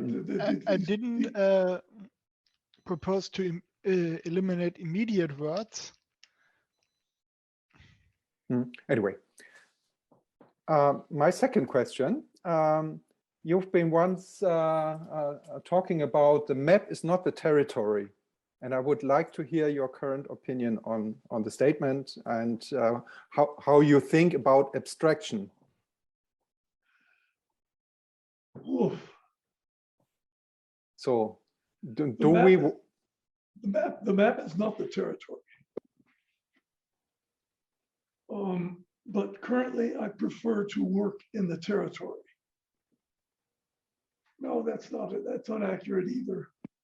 In the case of drawing characters, you can either draw the character or you can describe the character. And a long time ago, I would draw the characters. And that became a pain because I would somehow move a pixel the wrong place. Now I describe the character. And I've come up with, I think, a very compact way of describing characters.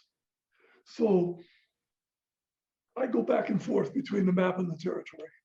I see. Yeah, thank you very much. And thank you very much for influencing my life over the last 40 years. Sure. Yeah. Yeah, maybe without knowing it, but you did. It's a responsibility. Yep. Right. Next question comes from Travis. And you have to unmute so that we can hear you. About 8 deep return stacks. I found a number of different uses for return stacks. Like, for instance, I'll make a word. I have a word that allots space in the dictionary, and then de-allots it afterwards. And I'll use the return stack as scratch space for storing the top of the here pointer before and afterwards, so I can restore it and return it, including if an exception occurs. I'll catch the exception, restore the dictionary, then rethrow the exception. And also in my Forth, I have to do with exception frames, which go on the return stack. And furthermore, there can be nested exception frames where one exception is within another. So and furthermore, the multitasking uses the return stack. So to store registers and all that. So in essence, I need far more than 8 cells on the return stack to store all of the possible states, even if my code itself does not go that deep. So what are your thoughts on this? I understand. You can have a large multi-purpose return stack, certainly. My concern is that it's getting complicated. And I tend not to like it being complicated. I would observe that in the case of circular stacks, when you get an exception, you don't need to do anything to the stacks. You just leave them where they are and get on with the business, because you don't need to keep them clean.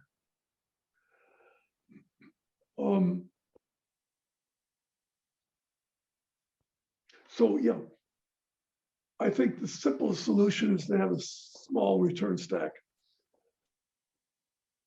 But I understand the convenience of having a large return stack. Thank you.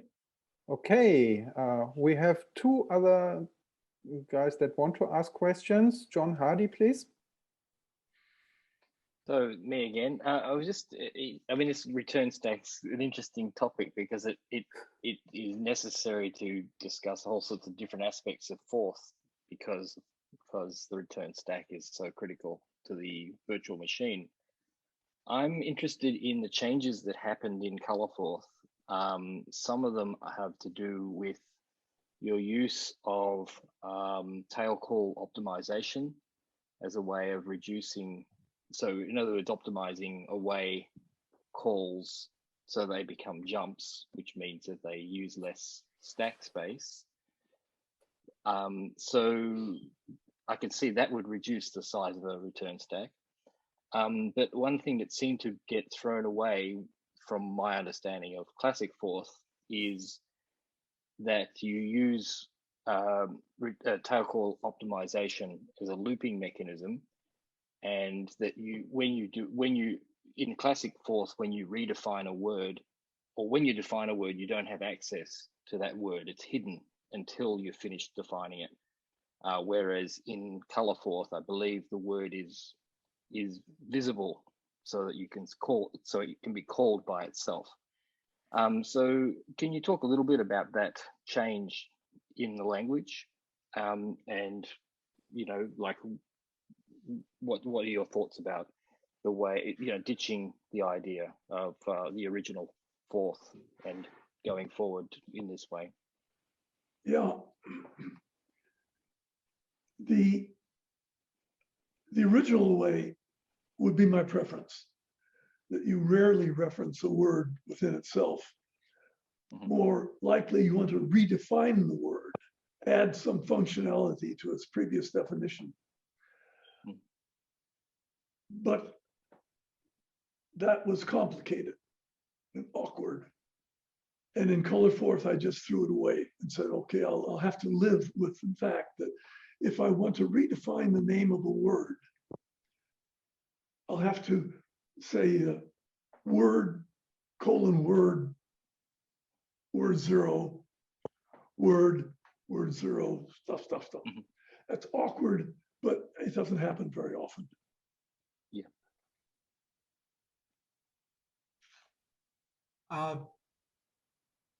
Actually, I found that in my Forth that doing it the way that you did it before, it's simply a matter of linking the word that you're compiling into the dictionary after you hit the semicolon at the end.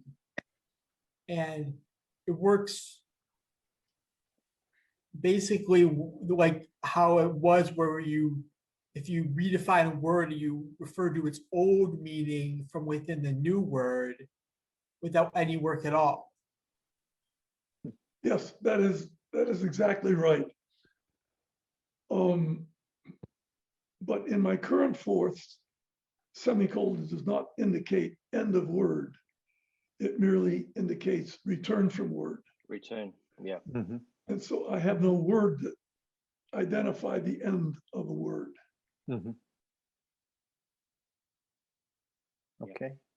John, another question or? No, that's it, actually. You're done. Fine, Thank you very much. I'm so, done. Thank you. No, satisfied. Okay, the last question for today comes from James Norris. I was wondering what the most fun thing you ever worked on was.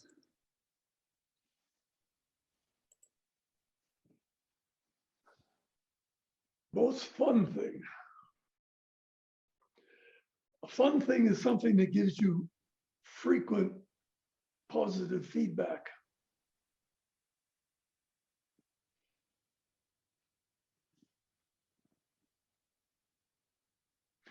I have to say my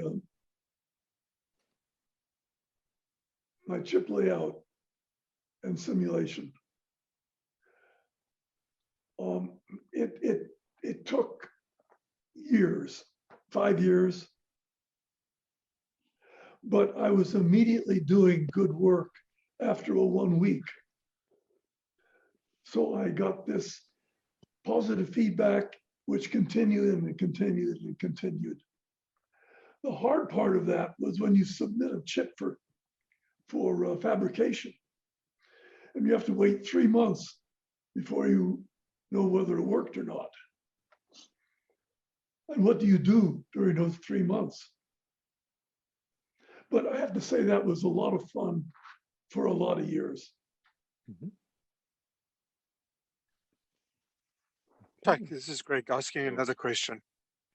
The trip simulation is fantastic.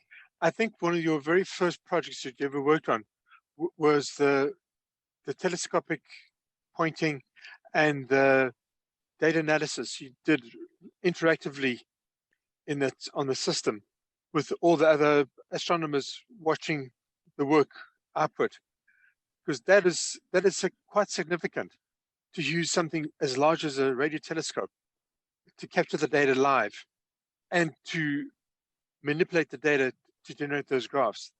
That I think would be significant. It was at the time. There was this millimeter radio telescope was being used to discover interstellar molecules. Wow. Okay. And you would collect data and display it. And if there was a peak where you expected a peak, you discovered a molecule. Right. And the immediate feedback was very useful for the astronomers. But they still required that I record the raw data so they could take it home and repeat the analysis, even though that was completely unnecessary. Brilliant. You've done the processing already. Yeah. And they were going to redo it, probably not as well, because I had good statistics. Live statistics, forget about post statistics. Well, guys, I see we had a fantastic meeting today. We need to thank 1,000 times to Chuck. But there are people in the meeting. I see Rob Jude from Australia. Do you want to say hello and anything to Chuck? Not questions, but only hi. Okay, hi Chuck. Or do you have questions? Sorry. You have- No questions. Okay. Who else? I see Ray Gardiner, also from Australia, very late in the night. Ray.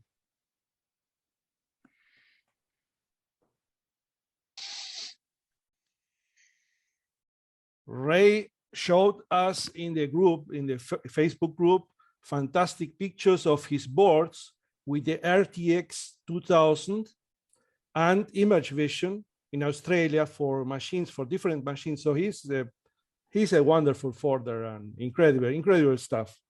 I see in the meeting, Ashley Faniello wanted to show us the wonderful Fignition. Do you want to say anything, Ashley? Something to Chuck? Oh, just hello, Chuck.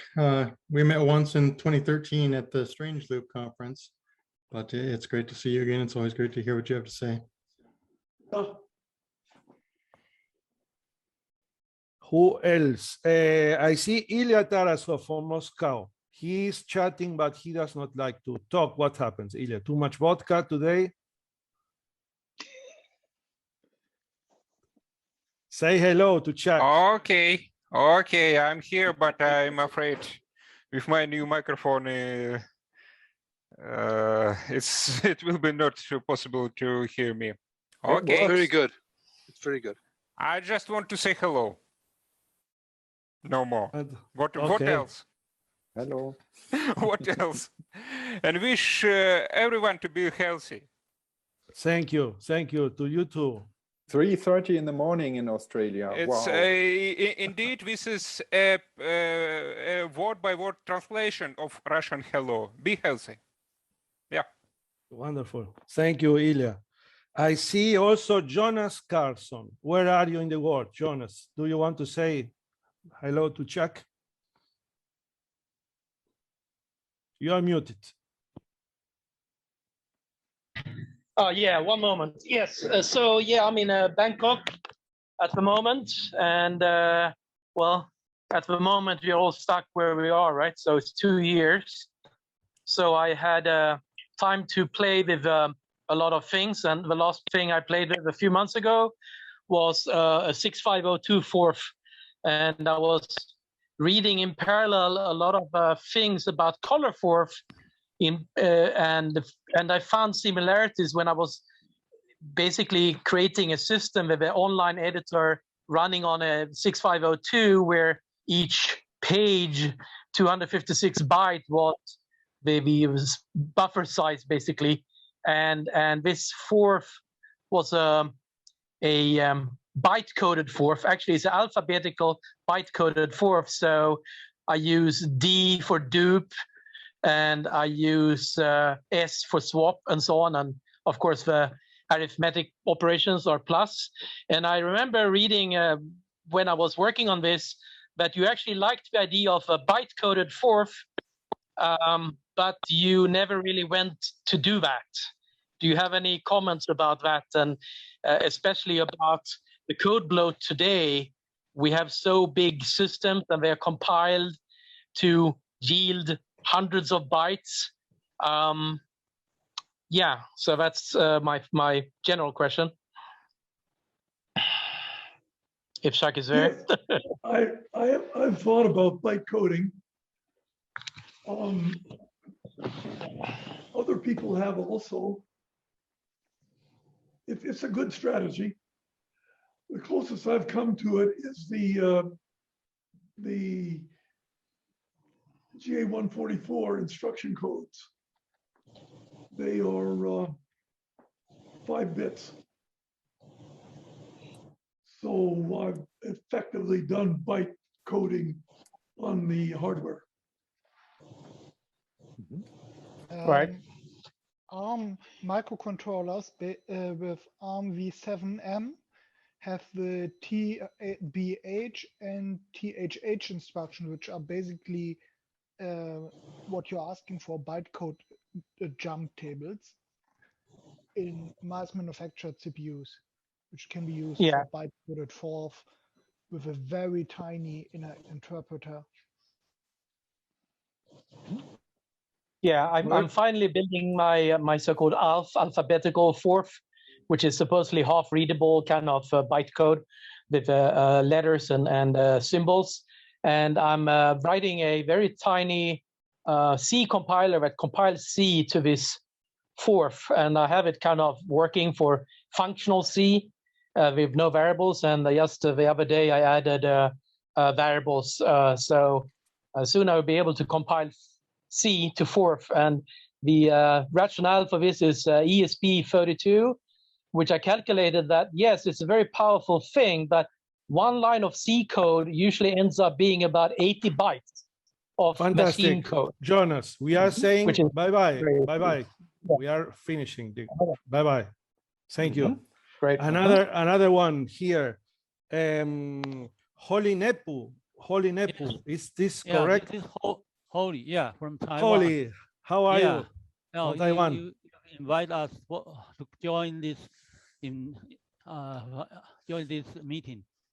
Actually, I want to say that I've developed the cross compiler for different micros MCUs, and the cross compiler include assembler, disassembler, and compiler and cross compiler. One special trick is that once the assembler is generated, the disassembler is automatically generated. And the assembler that I designed is based on algebraic assembler. So every microcontroller can be seen the same because I use the same instruction like register and immediate word. You can see that all microcontroller can be seen as a fourth chip, not the really fourth chip, but actually if we say it is for chip and it contains only register and immediate word. So that way, based on these two words, two characters, I can design the assembler based on these two. So every microcontroller seems the same.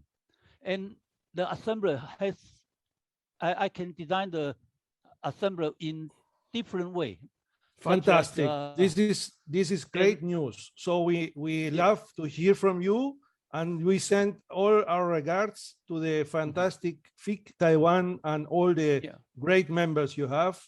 Also in the name of Dr. Ting, who is here, and he wanted to show something, but we will do this in the next meeting because we are out of time. Thank you, Holly, for participating. Looking forward to hearing more about that at a later time. Okay. Yeah. If you are interested. Another friend here is Igor Matsnitsa from Estonia. Is this correct, the name, Igor? Yes, do you hear me? Only to say hello to Chuck and wish him well and etc. But do you hear me? Yes. Yeah, but the mic is not making noise, but it will do. Hello, Chuck. Thank you very much for your creation. And I met Forth first time in my school, and it made a big movement in my development as programmer. Thank you very much for one more time, and be healthy in this time, and I wish you many years and a lot of implement your plans. Thank you, Igor. Karsten, do you want to say hi to Chuck and bye-bye? Where are you from, Karsten? From Germany?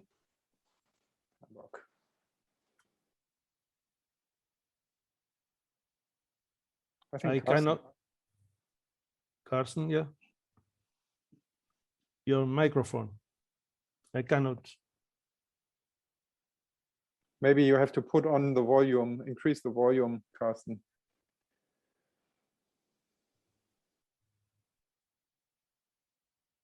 But okay. Then no just problem. wave into the camera next time. So Yeah. Carsten is from Hamburg, actually. Oh, just, cool. Across the city. And yeah. Thank you very much, Carsten, for participating. Next time we talk with you. Rolf, also from Germany. Do you want to say bye-bye to Chuck and thanks, etc.? Oh, Rolf has no microphone. Who else? I have. What's going on? You're muted, Ralph. Hello, Jack. I want to say hello from Germany, Bielefeld. And I was motivated to write my own force, my own tiny force, because everybody should write its own tiny force before using a professional force, I think. And I learned it from you. I see also Thomas Goeppel from Germany. He helped us putting the link in the Hackaday. So I thank you very much to Thomas. And he's also a great participant here in our meetings.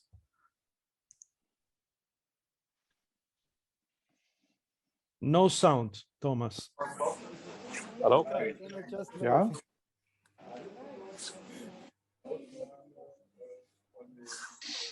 Thank you, then. If you have no sound, thank you again. Who else? Atle from Norway. Do you want to say bye-bye and thank you to Charles? I'm a relative newbie in Forth, and I just want to say thank you, and I find it brilliant. Thank you. Anthony Fogeler, do you want to say bye-bye and thanks to Chuck? Yes, I say hello to Chuck, and thank you so much for all the difficult nights I have to work through to find bugs in my programs Forth related. It was very enjoyable. And still today, 2 months ago, I started a new project with Forth, so it is still very alive for me. Thank you. Well, who else? Jorge from Brazil. Jorge Janaite, do you want to say? Oh, hi. Are you listening? Yes. Oh, hello. I'm Jorge Janaite from Brazil. I'd like to say thank you, everyone, especially Peter for organizing this event, Chuck for discover, like he says, this incredible language. It's amazing. It's more than a language. It's a philosophy. The fourth way to think. I don't know. I really love this. It's a pleasure to talk about Forth with people who likes Forth. It's thanks Peter, Ulrich, John Hard, Chuck, Dr. Ting, everyone. It's really nice to stay with them today. Thank you for your love in the language, George. You are a great further. I have also here Thomas from Köln. Thomas, yeah, Fabula. Thank you. Can you hear me? Thank you, Chuck. Thank you, everybody, for this very marvelous meeting. And I was using Forth beginning in I think 85 to 87. Wrote my my thesis in physics. It was a great time. So thank you all and have a good time, Chuck. See you soon. Bye-bye. Thank you, Thomas. Pablo de Argentina. Pablo Reda. Hi, I like to say thank you to Chuck Moore. I am a color for fan. I learning Forth, reading the color for source, and I changed my life with this marvelous language. Thank you. Thank you, Pablo. Who else? Somebody else? And then we close. Cecil Bayona, I don't know, Philip, Eli. Yeah, it's a pleasure. So Chuck, again, many thanks for the inspiration you gave me during those years when I was a student and still now. And clearly you are a wonderful person. So thank you for everything. Fantastic. And thanks again, Chuck, for being here. I've been following Forth for many, many years. And in my youth, when I first heard about Forth, I was so excited. Somebody who wanted to keep things simple rather than the abortions we had for programming at the time. So thanks again for your great idea. And what can I say? Thank you again. Well, guys, this was fantastic. I don't know if Chuck agrees to that, and we do all these meetings thanking and thanking everybody in the Forth community, all people from SVFIC also who helped us every meeting, and from all the communities in the world. Howard, do you have a raising hand? Yeah. Chuck, is there any chance I could get my hands on your clock code? I'd like to put it in as an app in Colorforth. Do you have any plans to post it anywhere? I don't have a vehicle for posting things. Can you send it by email? I could send screen captures, maybe. I'll keep it in mind. Okay, I'd also like to see the source for your character generator code. That interests me. That I would gladly publish. Again, if I had some way of doing it. I used to have the website. I keep thinking maybe I should reactivate the website, but I haven't yet. Okay, if you come up with any way of transferring it and I can help in any way, let me know and I'll help you gladly. Okay, Howard. Cheers. I want to thank you all for inviting me. It's been fun, and it's gratifying to see so many interested Forth people. I wish you all well in your endeavors. Thank you. Thank you. Thank you very much. Yeah. Thank you. Thank you very much for joining us.